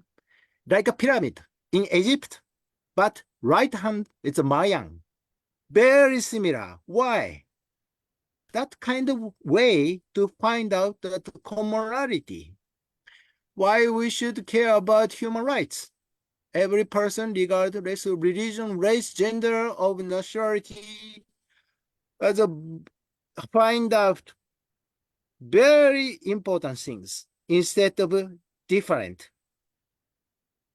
And also America has this kind of Mary Ann Glidden explained, practically every constitution in the world that has Bill of Rights modeled or influenced in some way by that core principle that were deemed to be fundamental. So this is the conclusion and the differences. The things is to find the commonality so that you can find more than that in addition to record, but feeling and love. Thank you very much. Thank you so much, Professor Takahashi. I capturing so much information that's so interesting because you brought to us something that I didn't know, but you started with something very, very important. Who are we? And where are we from? And when we really look at the component in our DNA, I have to tell you that 2.7 of my ancestry is from Japan. Who would have known? Really? I didn't know that. Yes. Isn't that amazing? Oh, you are sister of me. So it was a great grandparent, that married my Puerto Rican grandmother. So this is how this came about. So, we really need to know who we are. We belong everywhere. We're from everything. And I think that it's so important when we appreciate that. Nobody's better than other people. No race is better. We all are interconnected. And I love the fact that you started that way because it's true for me. So thank you so much for sharing that. And also, I think I'm going to look more. I'm going to look up more information because that's why we do these events. We learn from each other. And once we learn from each other, respect arises, tolerance happens, and we realize that we are all one human race. So thank you so much for sharing. Thank you. Virginia ma'am, can I take 1 minute? Can I Yes, take please. 1 minute? So in Yes. between, I was not here. I want to convey my gratitude to all the females because I was being invited to attend the Nobel Prize, right? It is going on in Oslo just now. And let me inform all of you because on the human right, the Nobel Prize of 2023 has gone to the female Nargis Mohammadi, who is still in the bar, behind the bar. And this Nobel Prize is 2023. So this respect to all the females, how you are ready to fight the thing. That's the reason I attended that. I said, let me just come. And both the children, the son and the daughter, the name is Kaina and Ali. They have taken the medal and the memento from the head of the Nobel Prize. So this is this gratitude to all the females because you are the strength. And today, the right day which we are having this conference, and it has been substituted with the Nobel Prize, which has been taken care by a wonderful female from the entire world, which will be remembered across. Thank you so much. That's the reason I thought, let me just steal 1 minute of yours. I attended the entire function. I came back to just inform it here. Thank you. Thank you so much for sharing that. Thank you. Thank you. Thank you. Okay, so now we would love to invite Elizabeth Islas. If you're here, I think you are. We saw you. Yes, there we go. Okay, Yes. unmute yourself. Hi, Elizabeth hi. from Mexico. Yes. Good evening. How are you? Very good. Bienvenida. I am very. Muchas gracias. ¿Quién habla español? Who speaks Emilia. Spanish? Yo, Virginia, where are you from? Puerto Rico. Puerto Rico, perfecto. We speak Spanish. We need to start a Spanish class for all our friends, that we can talk with the Spanish with a lot of friends to Latin America. Yeah. Thank you. Thank you very much. I am very happy to see a lot of friends here again, as Dr. Ruben, as of course, Dr. Japur. A lot of time that I didn't see you, Dr. Japur. See you soon. And all our friends. Ermina, of course, thank you for the invitation. And well, continuous work talking about the human rights. I will share something that I have for you, because I am listening to all our friends, and all this is true. All this is very, very important. I can listen. And now I would like to say something about this. Can you see this? Okay, we are talking about the Human Rights Day, and this is very important day, because I think that all the people talk all the time about the human rights, and we as parents, as teachers, as some part of the society, but we need to understand and talk with all the people every day. We need to practice all about the human rights. But not only practice, if we can see that somebody is not doing this, if they are doing some wrong about another people, another country, I am very happy because I have friends for a lot of countries, and this is very good for me. But at the same time, same that say Dr. Rio some minutes ago, we can listen a lot of problems that there are in the countries about the human rights. Then what can we do about this? How can I help to all the friends to the different countries? Yesterday I was talking with a friend from Venezuela, and we are talking about the same problem. And she's very sad, she's very confused, very stressed, because all her family is in the country. She can't do nothing. I am sure that all the Latin American friends and it's here with us today and in all the world know about the problems that there are about the human rights. Then I would like invite to you to start a big project. This is very good that we are now talking about this. We are talking about the human rights, and remember, and sharing with friends by Zoom, by Facebook. But what can we do day by day? Maybe I can find somebody in the street, and I can ask him or ask her, what do you think about the human rights? What are you doing by the human rights? Maybe this person is not doing nothing in this moment, but we can start with this person, that they can start to think about this. Oh, yes, I don't remember the human rights because I have a lot of work, I have a lot of problems, I have a lot of stress in my job, with my family. Anyway, but when I am starting to talk with somebody, they have to remember this. And step by step, we can do it. Same in our classroom, if we are teachers. What are you doing now? Okay, in the school, what are you doing about the human rights? Do you talk with your another students? Would you talk about this with your friends? Do you talk this with your family? And remember and remember and remember all the time to all the people that is very close to our context. Do it, because it's very sad that yes, all the people, all the world know and about the human rights, but we don't remember every day. I am sure that we don't remember every day. And in this case, if we start to do this, I am sure that we can walk maybe very slowly, but we can do very small steps every day. what happened with all us. Now, for example, all the friends that is with us now in these Zoom meetings, if somebody can write in the chat, what are you doing now with your family, with your friends, with your children, with your students, with your parents, with your coworkers? I don't know.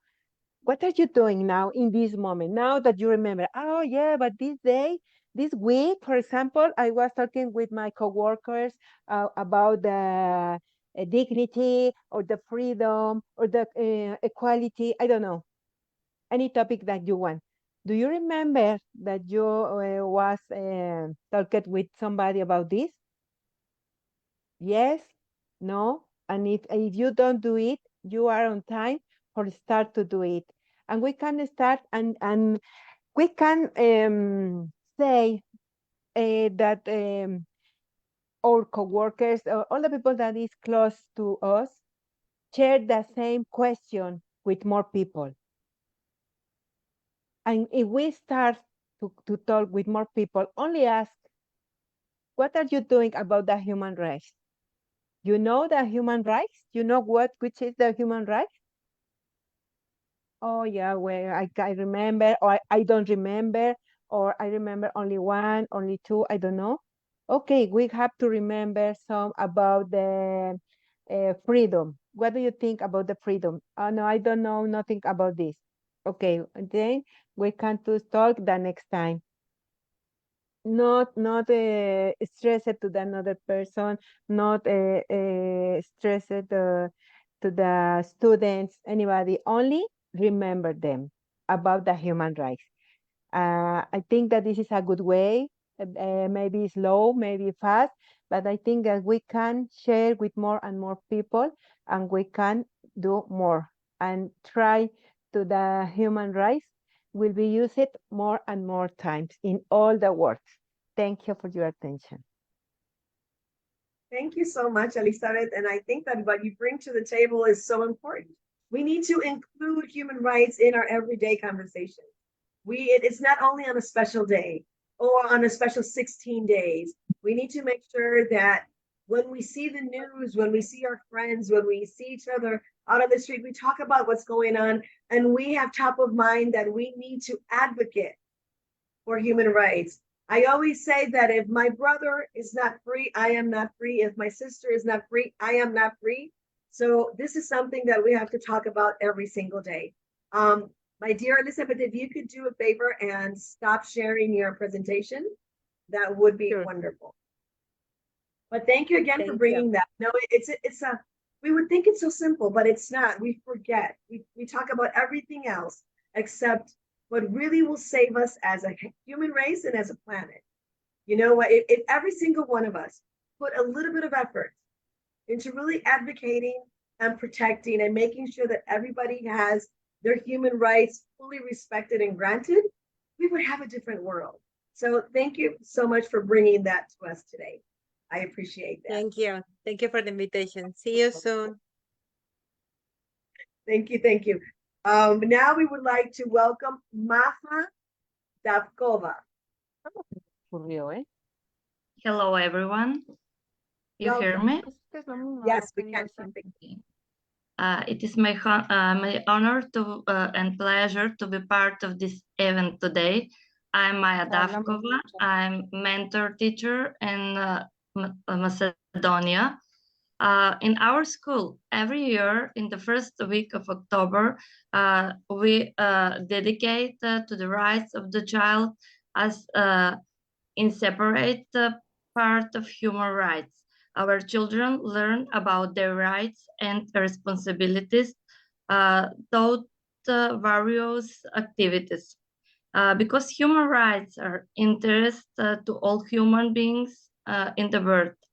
Without human rights, we cannot achieve our full potential. Human rights is basic pillar of modern society. Diversity requires a world where everyone is equal and equality deserving of respect. Every individual has the right to enjoy their human rights regardless or ethnical, colors, sex, disability, language, region, political, or other opinion. Over time, human rights have progressed and adapted to new challenge and technological progress. They are the basic for building democratic societies where justice and freedom are values. It is especially important to continuously fight for the protection and promotion on human rights. Together, we can create a society that values and promoted these important principles. Human rights are the heart of justice and freedom in the world. The future and well-being depend on our ability to protect and promote them. Let's work together for the world where every person can live in dignity and freedom. Thank you very much. Wow. Thank you so much. That was beautiful, and that was so poignant and so succinct. Straight to the point. You said something that I think will resonate with me forever, and that is that we cannot realize our full potential if we don't have our human rights protected and granted. So I think that every single one of us has a contribution to the world. If we cannot have our human rights fully respected and fulfilled, we can't give that contribution. So, we could never be the fullest person of who we are if that is so. Thank you so much. Thank you for sharing that with us. Now I would like to welcome, let me see if I hit this thing, Kapil Bhargava. If you could please take your microphone, unmute yourself. Thank you so much, Makan. First of all, thank you for the opportunity. And I was not a scheduled speaker, but thanks to you that you gave a chance to speak a few words. I would say, first of all, that it is a lovely moment that we all are enjoying. And at most, this is the entire liberty that we are able to speak on the topic. And this describes that we all are enjoying the human rights, justice, and the equality. So we are commemorating this kind of event with altogether people from different continents, and altogether this is a surprise. And this is something really great that James International School, I think that is very much fortunate that we all are together. I'm just learner, but we have people who are very much knowledgeable people. They are fostering and inculcating the values. So I think that is the live example that we all are witnessing. So as beautifully explained by Professor Dr. Rio and various other people, starting from the DNA, and then we talk about the different gene style, and then I still remember the Charles Darwin theory as well. So from that particular time, it is about the evolution of the systems. So we are literally having the brick and mortar case in each and every situation, and we are building the right steps in the right direction. So if all the things are cemented in the right direction and with the flow, I think the target is very near, that we all will be very equal, and the same things can be inherited by our future generations as well. I think I have this much to say, so I'm just trying to sum it up in a short summary that we are fortunate, and I thank you again to invite me this. And I wish all the best that if we all together work towards this particular highlighted event and some more of the same contour lines, and certainly success will be ours. Thank you once again for this. Thank you so much, Mr. Kapil. And I wanted to say you started with something very, very interesting, and that we forget human rights to speak, and that the fact that we can all sit here today and really speak and say our minds and what we think, you know, it shows that we are moving in the right direction, right? But there were times that a lot of people could not speak freely, and today we can do that here. So yeah, sometimes we take for granted what we've worked on, and we forget, and we still think that there's so much, and there's so much to do, but we have come a long way. So thank you. Thanks again. We would like to welcome now Dr. Froilan Timovo. Hello. Welcome. Hello. Yes. Good evening. So, of course, today we gather here on the occasion of the human rights. Of course, a momentous occasion that serves as a reminder of the fundamental principles that unite us all as a human beings. So on this day, we reflect upon the inherent dignity and equal rights of every member of the human family, as proclaimed in the Universal Declaration of Human Rights, which is adopted by the United Nations General Assembly in 1948. And of course, it's being said that human rights is not merely a commemoration, it is called to action. It is a call to recognize the injustices that persist around the world and to reaffirm our commitment to the principles that underpin a just and equitable society. As we stand here today, of course, let us acknowledge the progress that has been made in the promotion and protection of the human rights, yet let us also confront the reality that many individuals continue to face discrimination, oppression, and violence solely based on their race, gender, religion, or other arbitrary characteristics. So the theme of this year's Human Rights Day prompts us to reflect on the role of each us as plays in standing up for the rights of others. Of course, it is better to call us to build back better, ensuring that the recovery from the global crisis is inclusive, respect human rights, and leaves no one behind. So in our pursuit of a more just world, we must champion the rights of the marginalized and vulnerable. We must amplify the voices of those who have been silenced and advocate for meaningful change. So let us remember that the protection of the human rights is not a privilege for some, but a rightful for all. As we celebrate Human Rights Day, let us commit ourselves to fostering a culture of respect, tolerance, and understanding. Let us work towards dismantling barriers that perpetuate discrimination and inequality. It is our collective responsibility to create societies where human rights are not just words on paper, but a living reality for everyone. So in conclusion, let us inspired by the words of Eleanor Roosevelt, one of the driving forces behind the Universal Declaration of Human Rights, who said, "Where after all, the universal rights begin, in the small places close to home, so close and so small that they cannot be seen on any maps of the world. Yet they are world of the individual persons, the neighborhood he lives in, the school or college he attends, the factory, farm, or office where he works." So, on this human rights, let us recommit ourselves to upholding the principle of justice, equality, and human dignity in our small places, knowing that it's through these collective efforts that we can truly make a difference in the world. So that would be all. Thank you and good evening. Thank you. Thank you so much, Professor Froilan. We love having you. I know that you join us in many of our speeches, and you always are so clear. And you really bring your call to action. And I think that's important. A lot of times we talk about a lot of details, but we don't understand what we have to do. So thank you so much for bringing this to our attention. Thank you. Thank you for being with us today. Now we would like to welcome Sama from Afghanistan.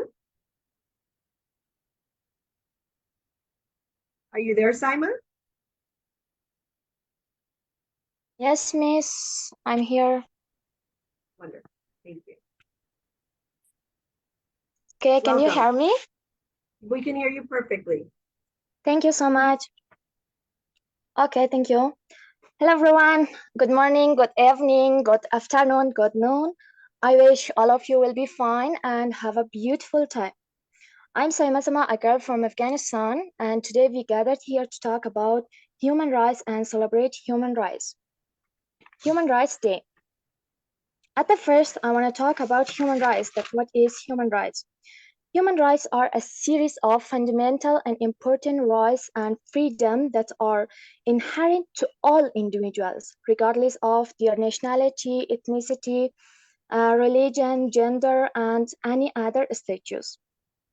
Human rights protect individuals from abuse, discrimination, and violation from both state and non-state actors.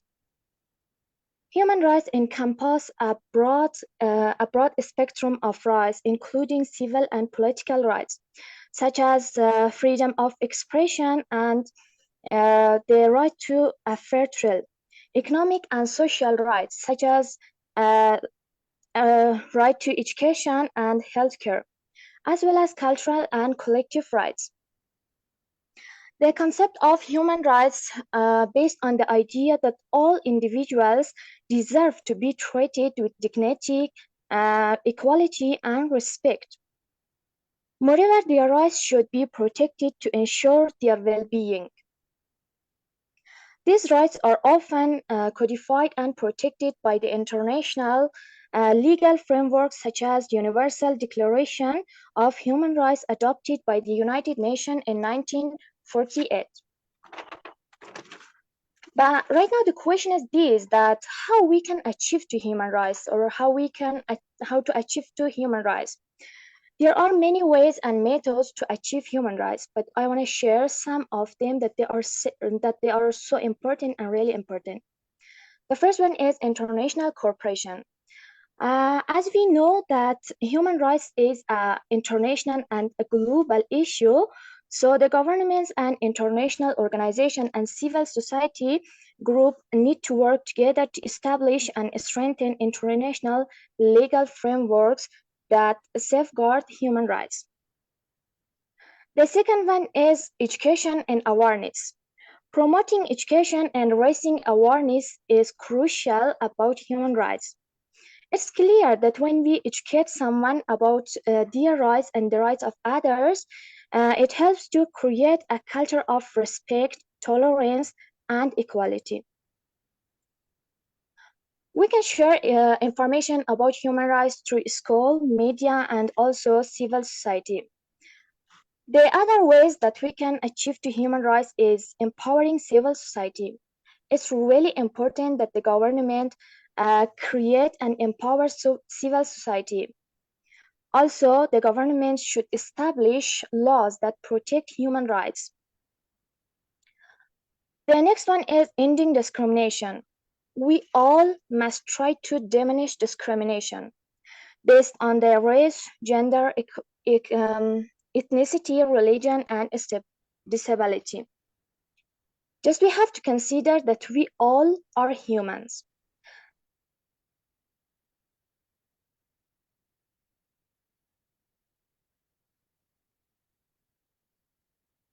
I think we lost. Let's give her a few seconds to see if we can recapture that connection.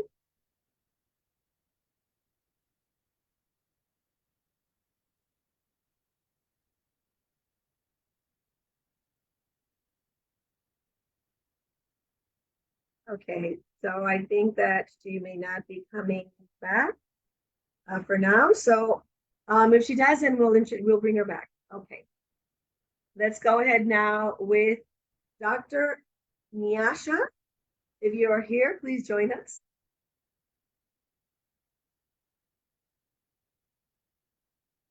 Thank you so much, Saima Sama from Afghanistan. You were right on point. I hope that you can return and finish with us.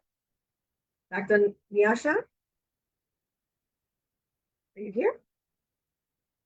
Yeah, there you go. I see you. I see you.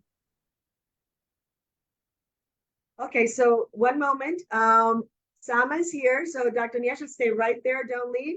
I'm going to let Saima finish. Go ahead, Saima. Join us. Unmute yourself. Okay, thank you. My internet connection is somehow not good. No. Okay, I will continue. Yes. Okay. Let's review human rights in Afghanistan. Afghanistan has a complex history regards with human rights. And our country has faced many challenges and conflicts which have had a significant impact on human rights situation. Before the Taliban regime, Afghanistan was improving, but under the Taliban rule, we moved back, and there were bad situation in Afghanistan. Under the Taliban rule from 1996 to 2001, there were severe violations of human rights, particularly against women, ethnic, and religious groups. These include restriction on freedom of expression, speech, association, as well as limitation on education and employment opportunities for women. Following the fall of the Taliban regime, Afghanistan made significant progress in promoting and protecting human rights. The new Constitution of Afghanistan, adopted in 2004, and aims to safeguard these rights and establish a democratic and inclusive society. Efforts have been made to promote freedom of expression, media and association, and some progress has been seen in women's rights, access to education, and participation in public life. But in 2021, when Taliban came again in Afghanistan, we moved back 20 years ago. It's really hard time because we cannot go to school, women cannot work in Afghanistan, and we don't access to our right, we don't access to education, and it's really hard for us, As a human, don't forget the millions of girls and women in Afghanistan. This was my presentation. Thank you. Thank you so much, Saima. We do not forget. So thank you for being so poignant and bringing it again to our attention. This is something that we have forefront, especially me. This is my purpose in life, is to really help women attain education and their human rights all over the world. So I will not forget you. You are in our hearts. Thank you so much. Thank you. And Virginia, Saima was named for today's, I think, Saima, Ambassador SDG. And I am so proud of her. I know she will do a great work. Thank you so much, Miss. Thank you. Thank you. Okay, so Nyasha, you were with me here. Thank you so much, Dr. Nyasha. Here we go. The virtual podium is yours. Unmute yourself, please.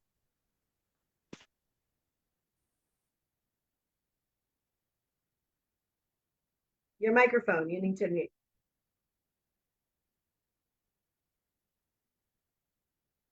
It's in the bottom left.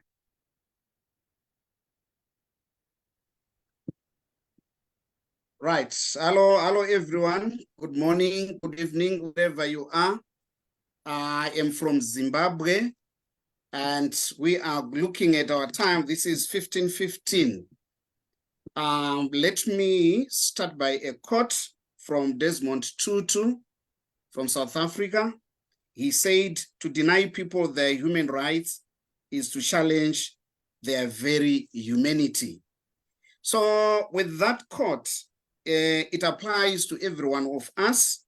And I have decided to take my presentation looking at the importance of teaching children at an early age in schools, why it is essential for our children to learn human rights at a very early age in our schools. Right, with that one, number one, I said promoting awareness and understanding. That's what we need to do first. By teaching children about human rights, we provide them with a foundation for understanding the principles of equality, dignity, and respect for all individuals. It helps them develop empathy and compassion towards others, promoting a more inclusive and harmonious society. And the second other thing there is fostering tolerance and acceptance in our learners. Human rights education encourages children to appreciate and accept diversity in terms of race, ethnicity, religion, gender, and more. It helps counter prejudice, discrimination, and stereotypes, promoting a culture of tolerance and acceptance from a very early age. And thirdly, building a sense of responsibility in our learners. Teaching children about human rights empowers them to recognize their own rights and the rights of others.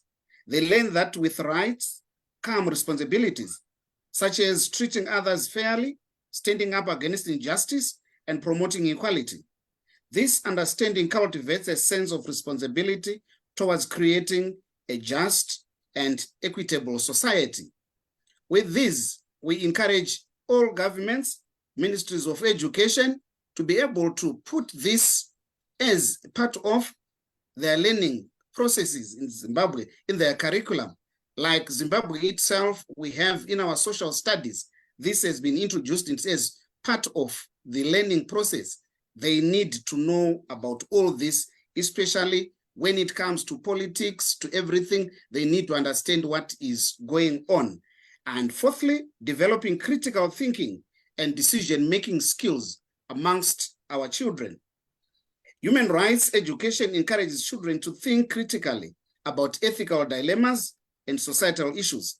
It helps them develop a sense of justice and fairness, enabling them to make informed decisions and take action to address human rights violations and social injustices.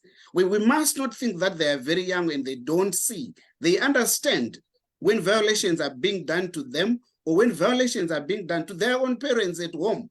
And we understand that for children, their human rights mostly are violated by close relatives, people who stay with them.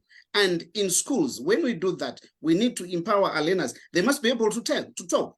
They must be able to, you as the teacher, since we at local parentis in our schools, when a child is not feeling well at home, when they are ill-treated by uncles, especially when it comes to sexual abuse, their right there is mainly, I have studied that, and it's mainly done by a person who is known to the children. They are lured even by sweets in the shops. So if they know that with the human rights, that education we need to put into them, we know we are home and dry. And 5, preventing human rights abuses. By educating children about human rights, we equip them with the knowledge and tools necessary to recognize and prevent these abuses. They become more vigilant and better equipped to identify instances of discrimination, bullying, or any form of mistreatment and take appropriate action to address them. They need to know where to run to, whom to approach. And we also need to empower children as advocates. If we empower our children to become active participants in their communities and agents of positive change, it encourages them to speak up against injustice, advocate for their rights and the rights of others, and contribute to building a more equitable and inclusive society. 7, long-term societal impact. This is very important. Long-term societal impact on them. By instilling a strong understanding of human rights in children, we lay the foundation for a more just and compassionate society in the future. These children grow up to be responsible citizens and respect human rights, promote equality, and work towards eradicating social injustices. In summary, what I was saying here is introducing human rights to children at an early age in schools is crucial for fostering awareness, empathy, tolerance, and responsibility. It empowers them to become active participants in promoting human rights, preventing abuses, and building a more equitable and inclusive society. This is what we must do as teachers. We must be able to empower them, speak the language they understand, of the language that all these have been recorded. It's like so many countries, they appended their signatures to human rights for children, but what we have noted, they are not practicing them. If all countries would follow the human rights action which is put there by the United Nations, but we wonder, countries, leaders just go there to the United Nations, they put their signatures there, they go back home, they are not empowering people to be doing that. So if they are able to do that, and if it is put into schools, I understand teachers are there to deliver. They will be able to tell these ones, and they grow up as children who are going to live in a country free of abuses, and they respect human rights. Thank you so much for giving me this opportunity to present my short account of human rights to you as a whole. I'm happy to be seeing there some of the IIU professors who afforded me to get the doctorate that I have. Thank you so much, everyone.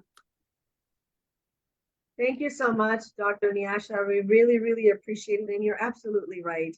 If we really take the time to protect our children, make sure that their human rights are protected and they recognize them, we wouldn't have to worry about anything else in the future. They would be growing up with this, but we still have so much work to do, and it's in the teachers' hands.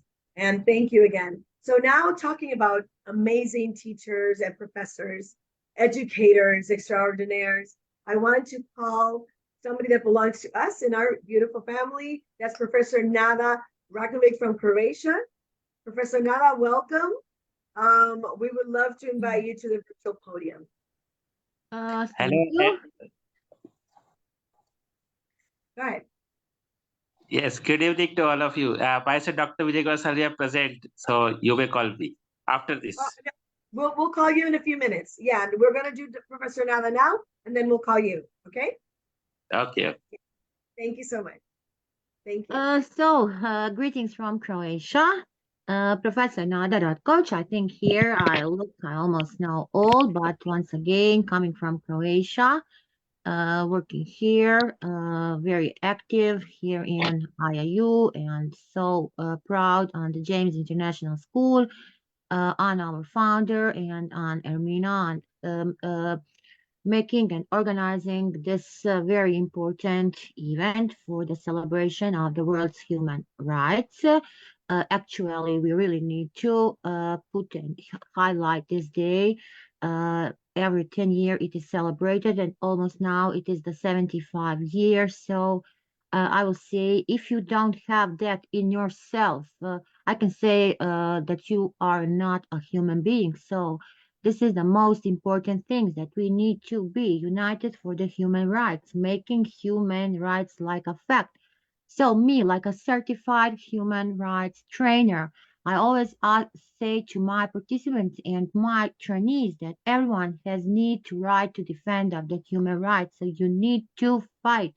You need to fight for your rights always. So humanity, compassion, dignity, empathy, equality, human rights, and putting the human rights always like the most important value.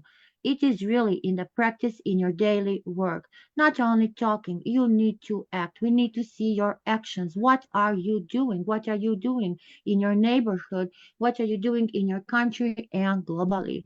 So the presence, the impact, that is something that you need to learn. If you don't have that, you need to learn and have the competencies and skills for that. So try always to develop that. Try to develop your style, because we are all different, and we are doing that on our own way. So be more effective, be responsible to that situations. We see what is happening around us, the war in Palestine, the war in Ukraine, also poverty.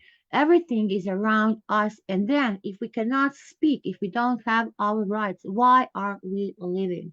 So let us motivate all. Let us make this. Let's make more movements.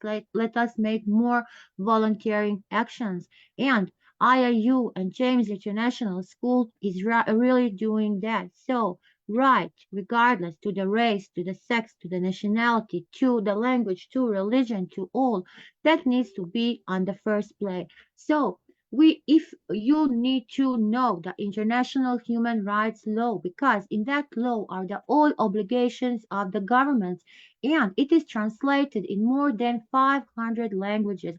So in your language, in English, you need to read it, you need to follow it, you need to take care about all these acts because you want to promote, you want to protect the human rights and the fundamental all rights about you. So today I will repeat again, like a researcher, 27 million people are still living in a slavery. So that is more than twice this number during the peak of the slave trade. And Mahatma Gandhi, Roosevelt, Chavez, Oscar, Martin Luther King, all these great leaders were fighting for this. So billion adults still today don't know to read. So 90% of people are unable to name more than 30 rights. So what are we talking about? So those who think, who talk, who makes the action, who always make a difference and change, you can change this world. You can change this world. Be a human right defender. Be somebody who is making to make this world a better place, a fairer place, and promote and protect the human rights. Try doing that. Try seeking that. Try sharing that. Always be a defender of the human rights. And like an advocate, work toward the realization of people who are making this, who are centering this, who are advocating this. So opening the vulnerability, practicing the resilience. There is an inclusive leadership, so awareness of the bias, curiosity about others. How do you feel? How do you feel when you see? Yesterday, I was in my capital.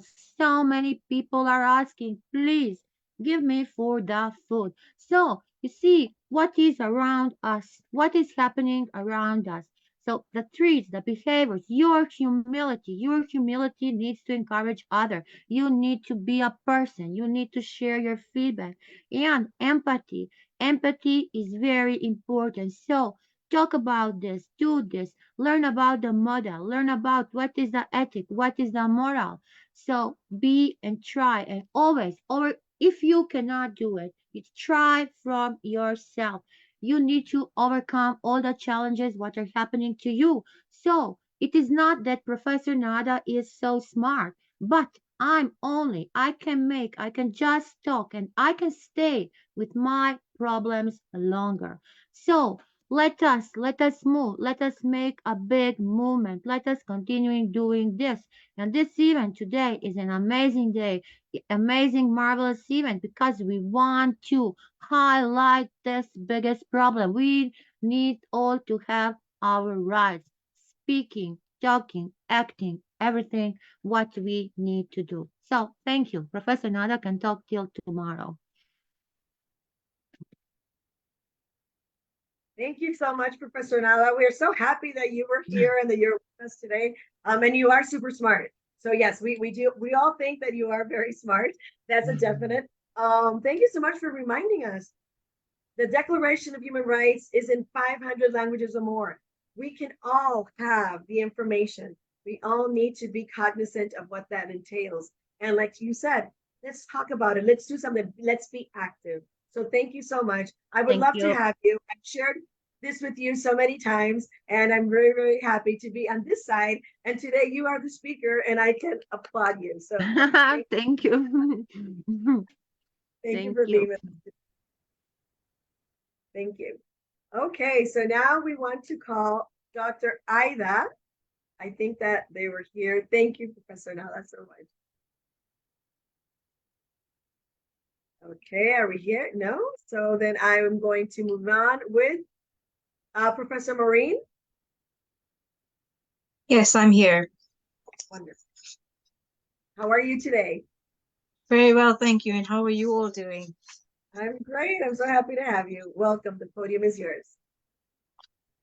Thank you so much. Always lovely to see you, beautiful Virginia. Lovely to be here and lovely to share a platform with all of these amazing IU icons and leaders of the world that are from everywhere. I really greet you all in the universal greeting of peace with blessings first. Amazing topic for today. And the one thing I must say is right now, we are actually fighting for human rights across the globe, no matter where we're from. In every home, there's a discussion about someone's human right that's going downhill. In every school event, there's something being discussed about human rights. So it is something that is rife, and it's not just to be something discussed for today. It's something that has been in our programs every day, I think, for the past 2 months now. So it's not just for today. So this is why I say today we're not really celebrating human rights, but we're actually creating more awareness of what are these. There's too much of a violation of too many human rights across the globe. And something like this makes us all as leaders realize what those are.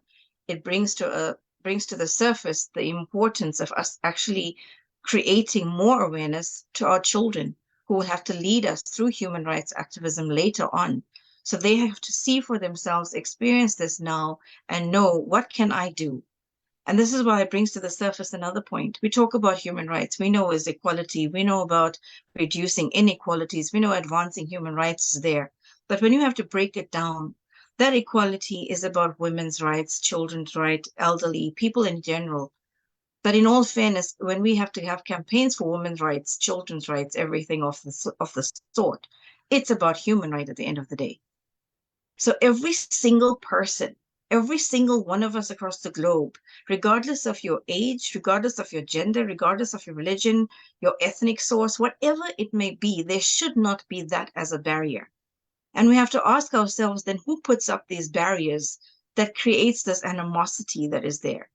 If we all put 20 children of different ethnic groups, different religions, different everything in a little play field, children that don't know barriers, the first thing you will find these children do is touch each other, play with each other, and let one of those 20 strange children fall down. You will find the 19 of them run to try and help that one child. They don't know the child. They don't see skin color. They don't see religion. They don't see the barrier. They just see a human being, another one of them, and they want to help pick that person up.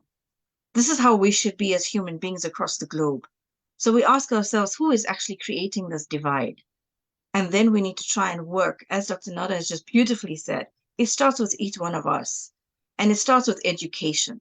Don't shy away when you think somebody speaks on human rights and think, okay, that's not for me. I don't want to get involved in this. It's not about me. It doesn't affect me. No, you need to start to become that voice, because the way the world is right now, you never know when you need someone to be your voice. And if you become that voice for others today, at some point you will reap the benefit of being that voice, because someone will be there for you tomorrow. The universe works this way. So we have to actually pick ourselves and ask ourselves as leaders right now for today, what have we done? What are we doing?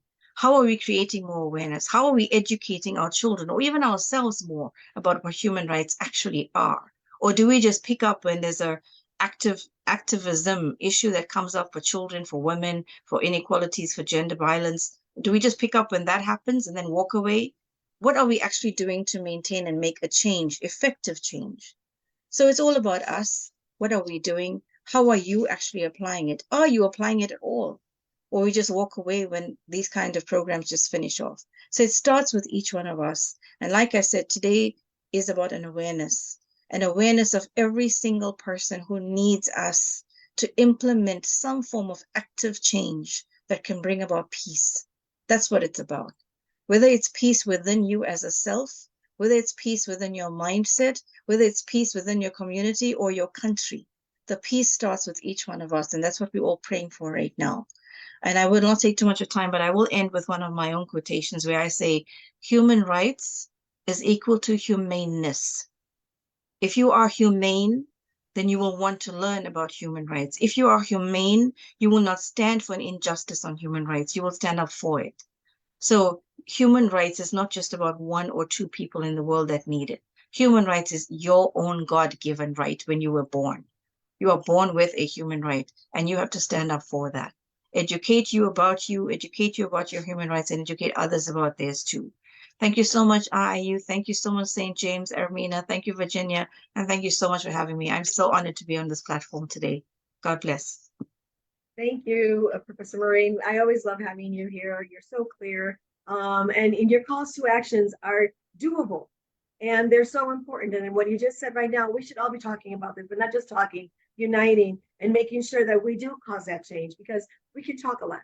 But if there's no action after that, then what happens? And we're all human. You're right. Human rights is about being human. So we should all be involved, and we should all be caring and advocating on each other's behalf. So thank you again for being here with us today.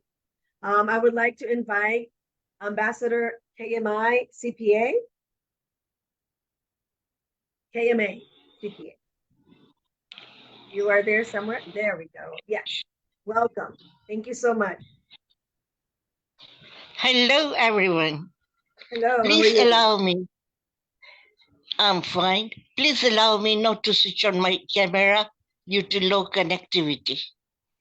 I am Professor CPA Shedul Banji, a CPA, a seasoned consultant and a peace advocate from Tanzania, the land of Kilimanjaro and Zanzibar.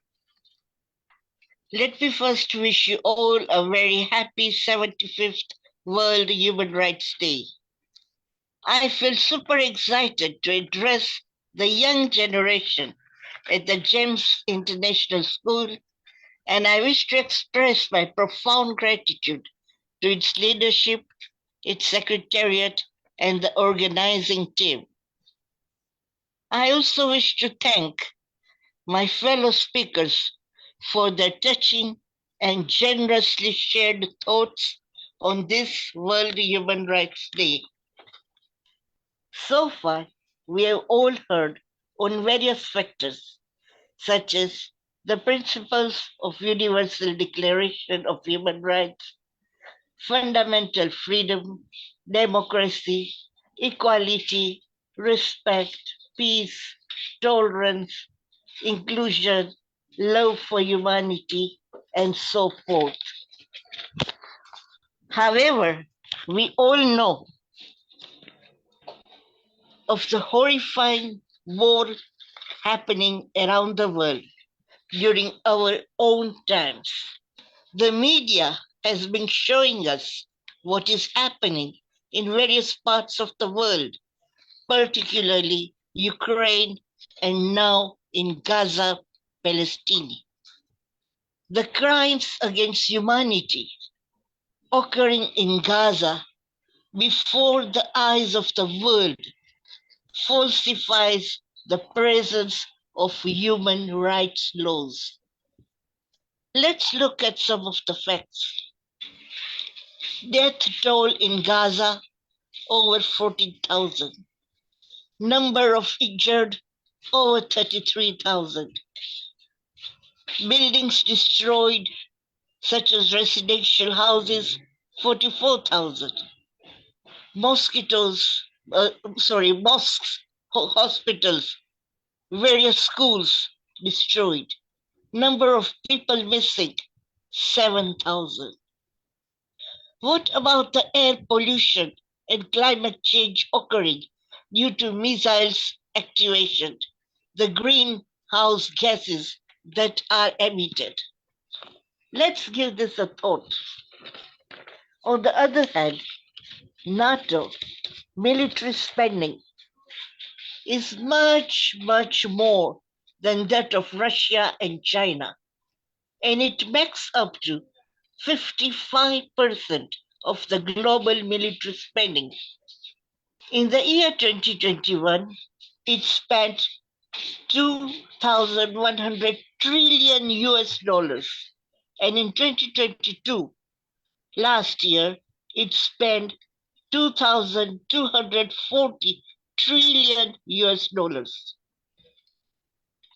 Let us try to know what 8 years of minimum 2% of NATO spending targets can instead pay for by the year 2028.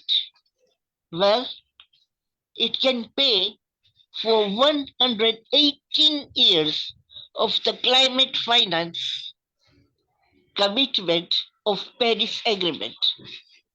It can pay 42 years of African countries' costs for climate adaptation and mitigation costs. It can pay for 34 years for climate adaptation costs for low and middle income countries. Then why is so much spending being made on the NATO and global military?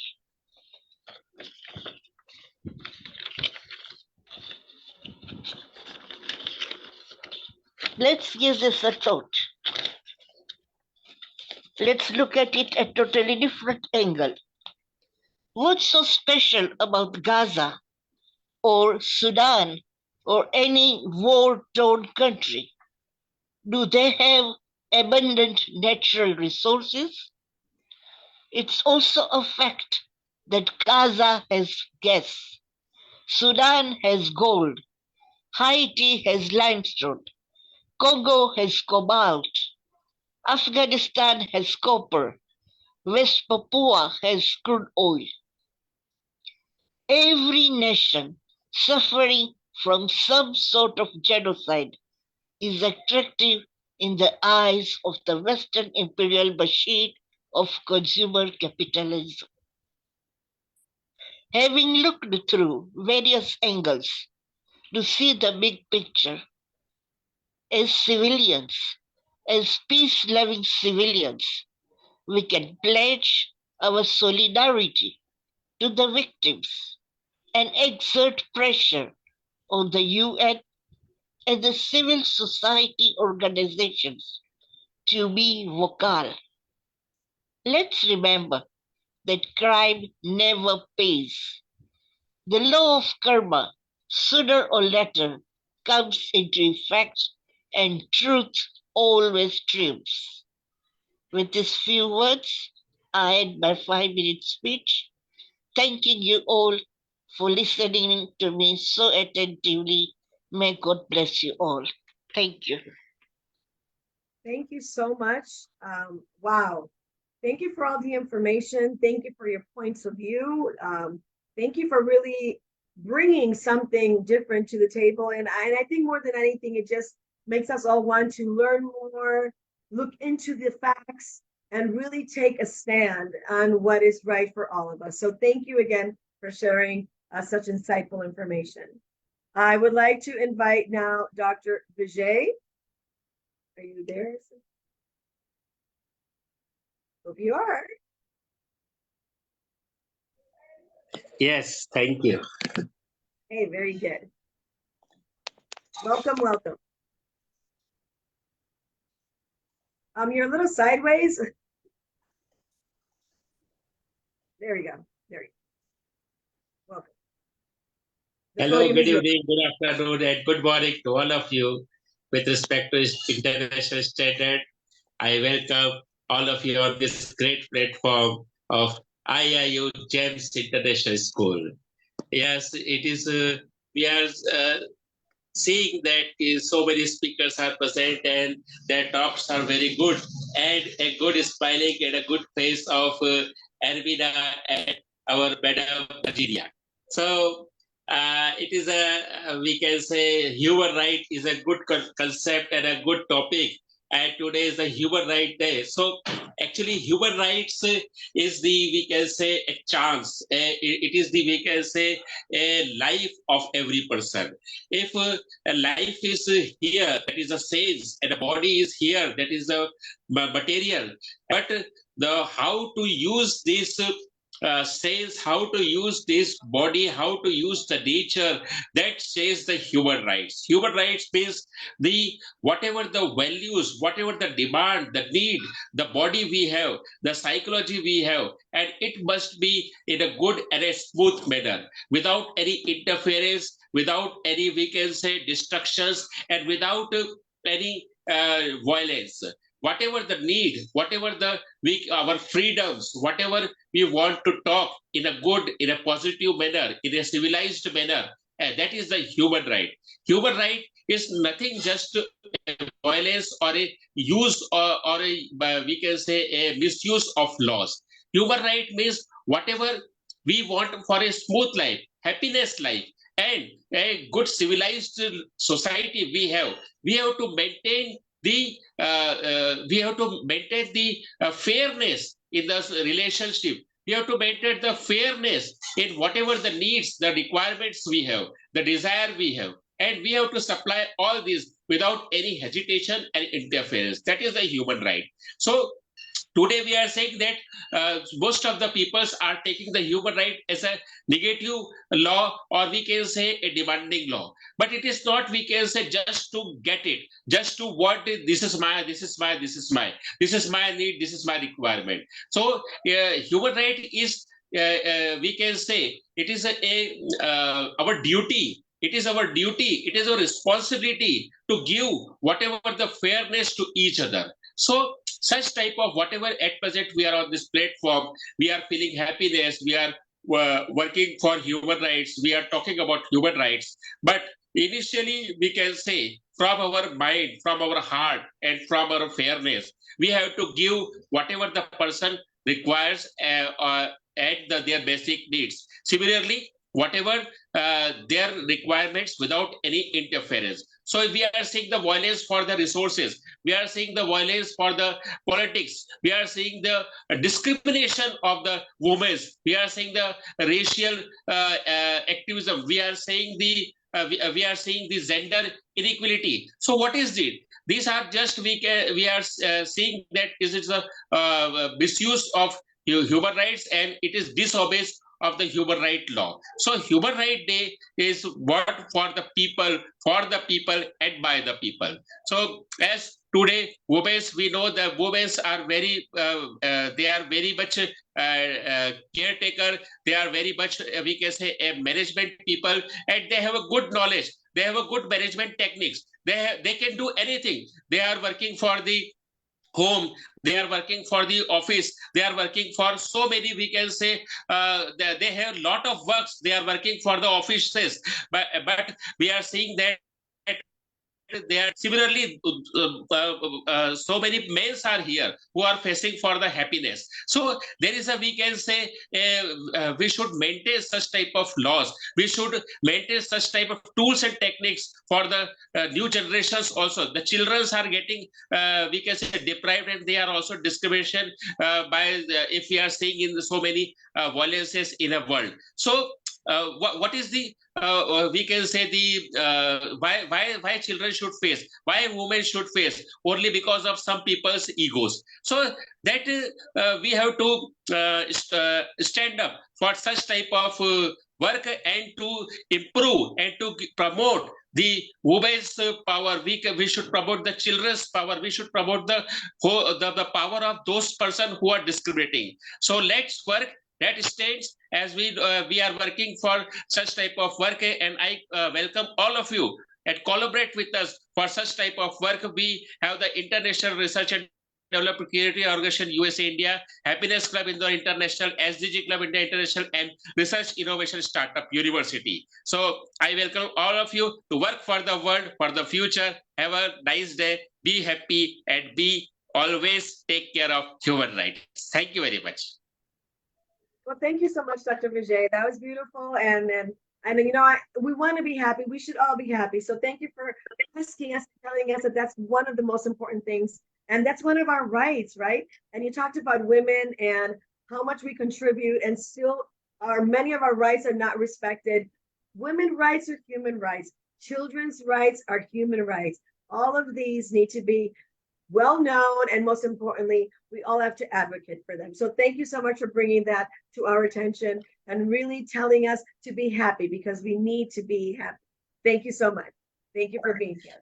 Thank you. And we are also collaborated and signed the agreements for the GEMS International School, and would like to work efficiently and actively with all of you. And thank you very much, Virginia Rivas. Thank you. Thank you. Okay, so now, thank you so much. Now we would like to invite to the podium Maka Stikarulidze. I don't want to say your last name wrong, but I think I am. Maka, this is your, yeah, unmute yourself. There we go. Again. Can somebody tell me how I can pronounce Maka's last name? Hello everyone. Hello from Maka, my wonderful country from Georgia. Hello everyone. Heartiest congratulations all speakers of this amazing day, because you are so important people for us and for the world. Human Rights Day is a reminder that human rights are a fundamental aspect of every person's dignity and well-being. And around the world, protests, marches, and educational gatherings are organized On this day to highlight the value of human rights and to demand more efforts to guarantee on this day are respected and upheld for everyone. And we all are humans, and we are all born with dignity, and with equal rights. If someone takes away our rights, it's our duty to fight back. Always be strong. Injustice anywhere is a threat to justice everywhere. And so on this Human Rights Day, let us rededicate ourselves to the advancement of human rights and freedoms for all, and pledge always to live by the ideals we promote to the world. And no one should ever compromise the dignity of another human being. And the purpose of this amazing day, the day to fully honor and enjoy our rights. Happy Human Rights Day, everyone. And joy is found when you focus your energy and improving human dignity, human capacity, and human values. Make every day Human Rights Day, and let's not isolate those who need help most. Stand united. Thank you very much for your kind listening. Happy Human Rights Day to all together. Thank you very much. Thank you very much, dear Virginia. Thank you very much, dear Ermina, and all International University, IU. Thank you very much for your kind listening. Thank you, Maka. I'm so glad that you're here and that we were able to hear you today, because I called you earlier, but I'm so glad that you are now available and we could hear those beautiful words. You said something that's really important. If we all focus on the betterment of humans, if we all focus and make sure that our neighbor is doing well, the world is going to be okay. We need to focus on the things that are important. So thank you again for bringing such beautiful words. Thank you very much. Thank you very much. Thanks a lot. Okay, so now we would like to invite Kai, K-Y, Kai. Kai TDN, I think you are here. I see your name, but I think he's the last one. Okay, so I don't know, is there anybody that I have not called, because there's so many of us? Anybody that's not spoken yet? Dilton Rubain. Dilton, are you here? Nobody did. Dilton Ribeiro from Brazil was one of our first speakers. Hi, TDN, we're going to give you another opportunity.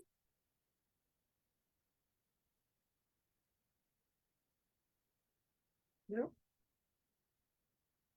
Okay, so I think, Ermina, I think we're done. Today has been an amazing day. I want to really thank every single one of you. Look around and see if I've forgotten anybody. I don't want anybody who has given us their time not to be able to speak, but I think everybody has. So I just want to say thank you for taking the time, getting up early, going to bed late, dealing with reception issues, connectivity issues, your responsibilities. A lot of you are here from work and you took 5, 10, 30. I want to apologize if we were not able to talk to you at the moment, but we knew that every single one of you had something important to say, and that's why you're invited here. Human rights is what guarantees that we are going to live the way that we were meant to live in this world. We know that there's so many people that are deprived of it today. And we ask that every single one of us today makes a commitment, like Maka said, to focus and make sure not only that I'm okay, that my neighbor is okay. Because when we put the betterment of the world as our main goal, everybody wins. One of our professors talked about some really interesting facts about why this happens, why there's so much genocide, why there are so many people that do not respect women, why are people with disability not included? There's so many human rights that are being violated today. But all of us together can make sure that not only are these human rights protected, not only that these human rights are respected, but that they are granted and fulfilled. It's in our hands. It's not in the government's hands. It's in our hands. We are the majority, and we are one human race. So human rights are key to us. And somebody also said today, and I think that was Maha, that when our human rights are not protected, we can't live to our fullest potential. And that is the biggest brain drain the world can have. We want that every single person can use this and use their full potential to contribute to the world. So if there anybody wants to do a last word, Hermina, Anju, Inga, Nada, if you want to close before we leave. Inga, do you want to say something to close today? Yes? May I? Yeah, go ahead. Yes. I'm Professor Virginia. So other Yes, than no, the it's good. usual technical difficulties with regards to reception, I will say that your reception of us is excellent, Professor Virginia. All speakers spoke for reception of human rights, and that's what comes to heart, is reception of human rights in our hearts and be able to grow from there. Thank you, everyone. Thank you so much. Thank you. Thank you to all of you, because you was today with us in this important and special day. We fight all, and we understand the importance of human rights. Yes. And coming from, and I think that advocating on education and making sure that we see the education and human rights is pivotal. Hermina? She has little I'm problem. audible?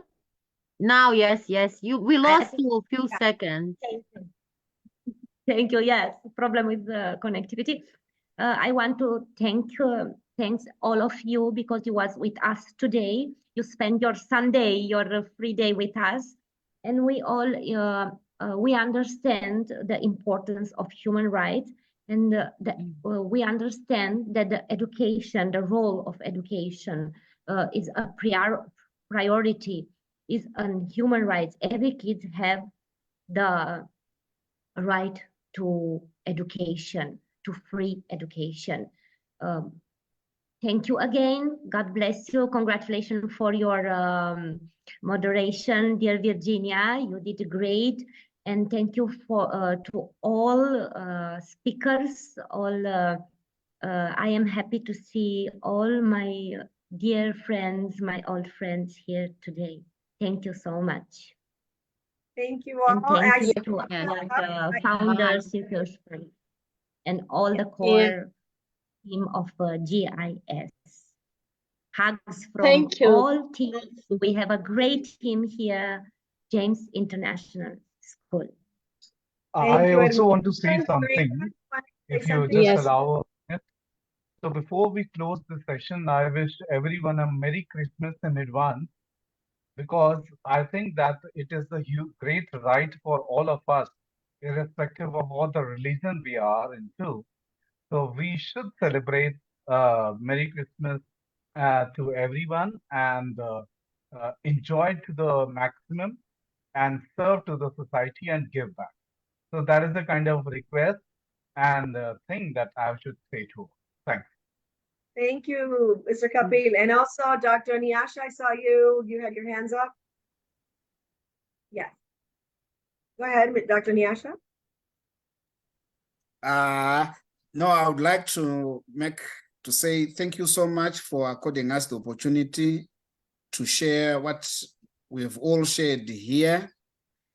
And we had to cut short some of it because the way it was flowing, I could see some people wanted to go 10, 15 minutes. They had a lot to share, but because of time, we were sticking to our 5-minute slot. Thank you very much for this opportunity to be here. And for everyone here, enjoy the last part of your Sunday. Thank you.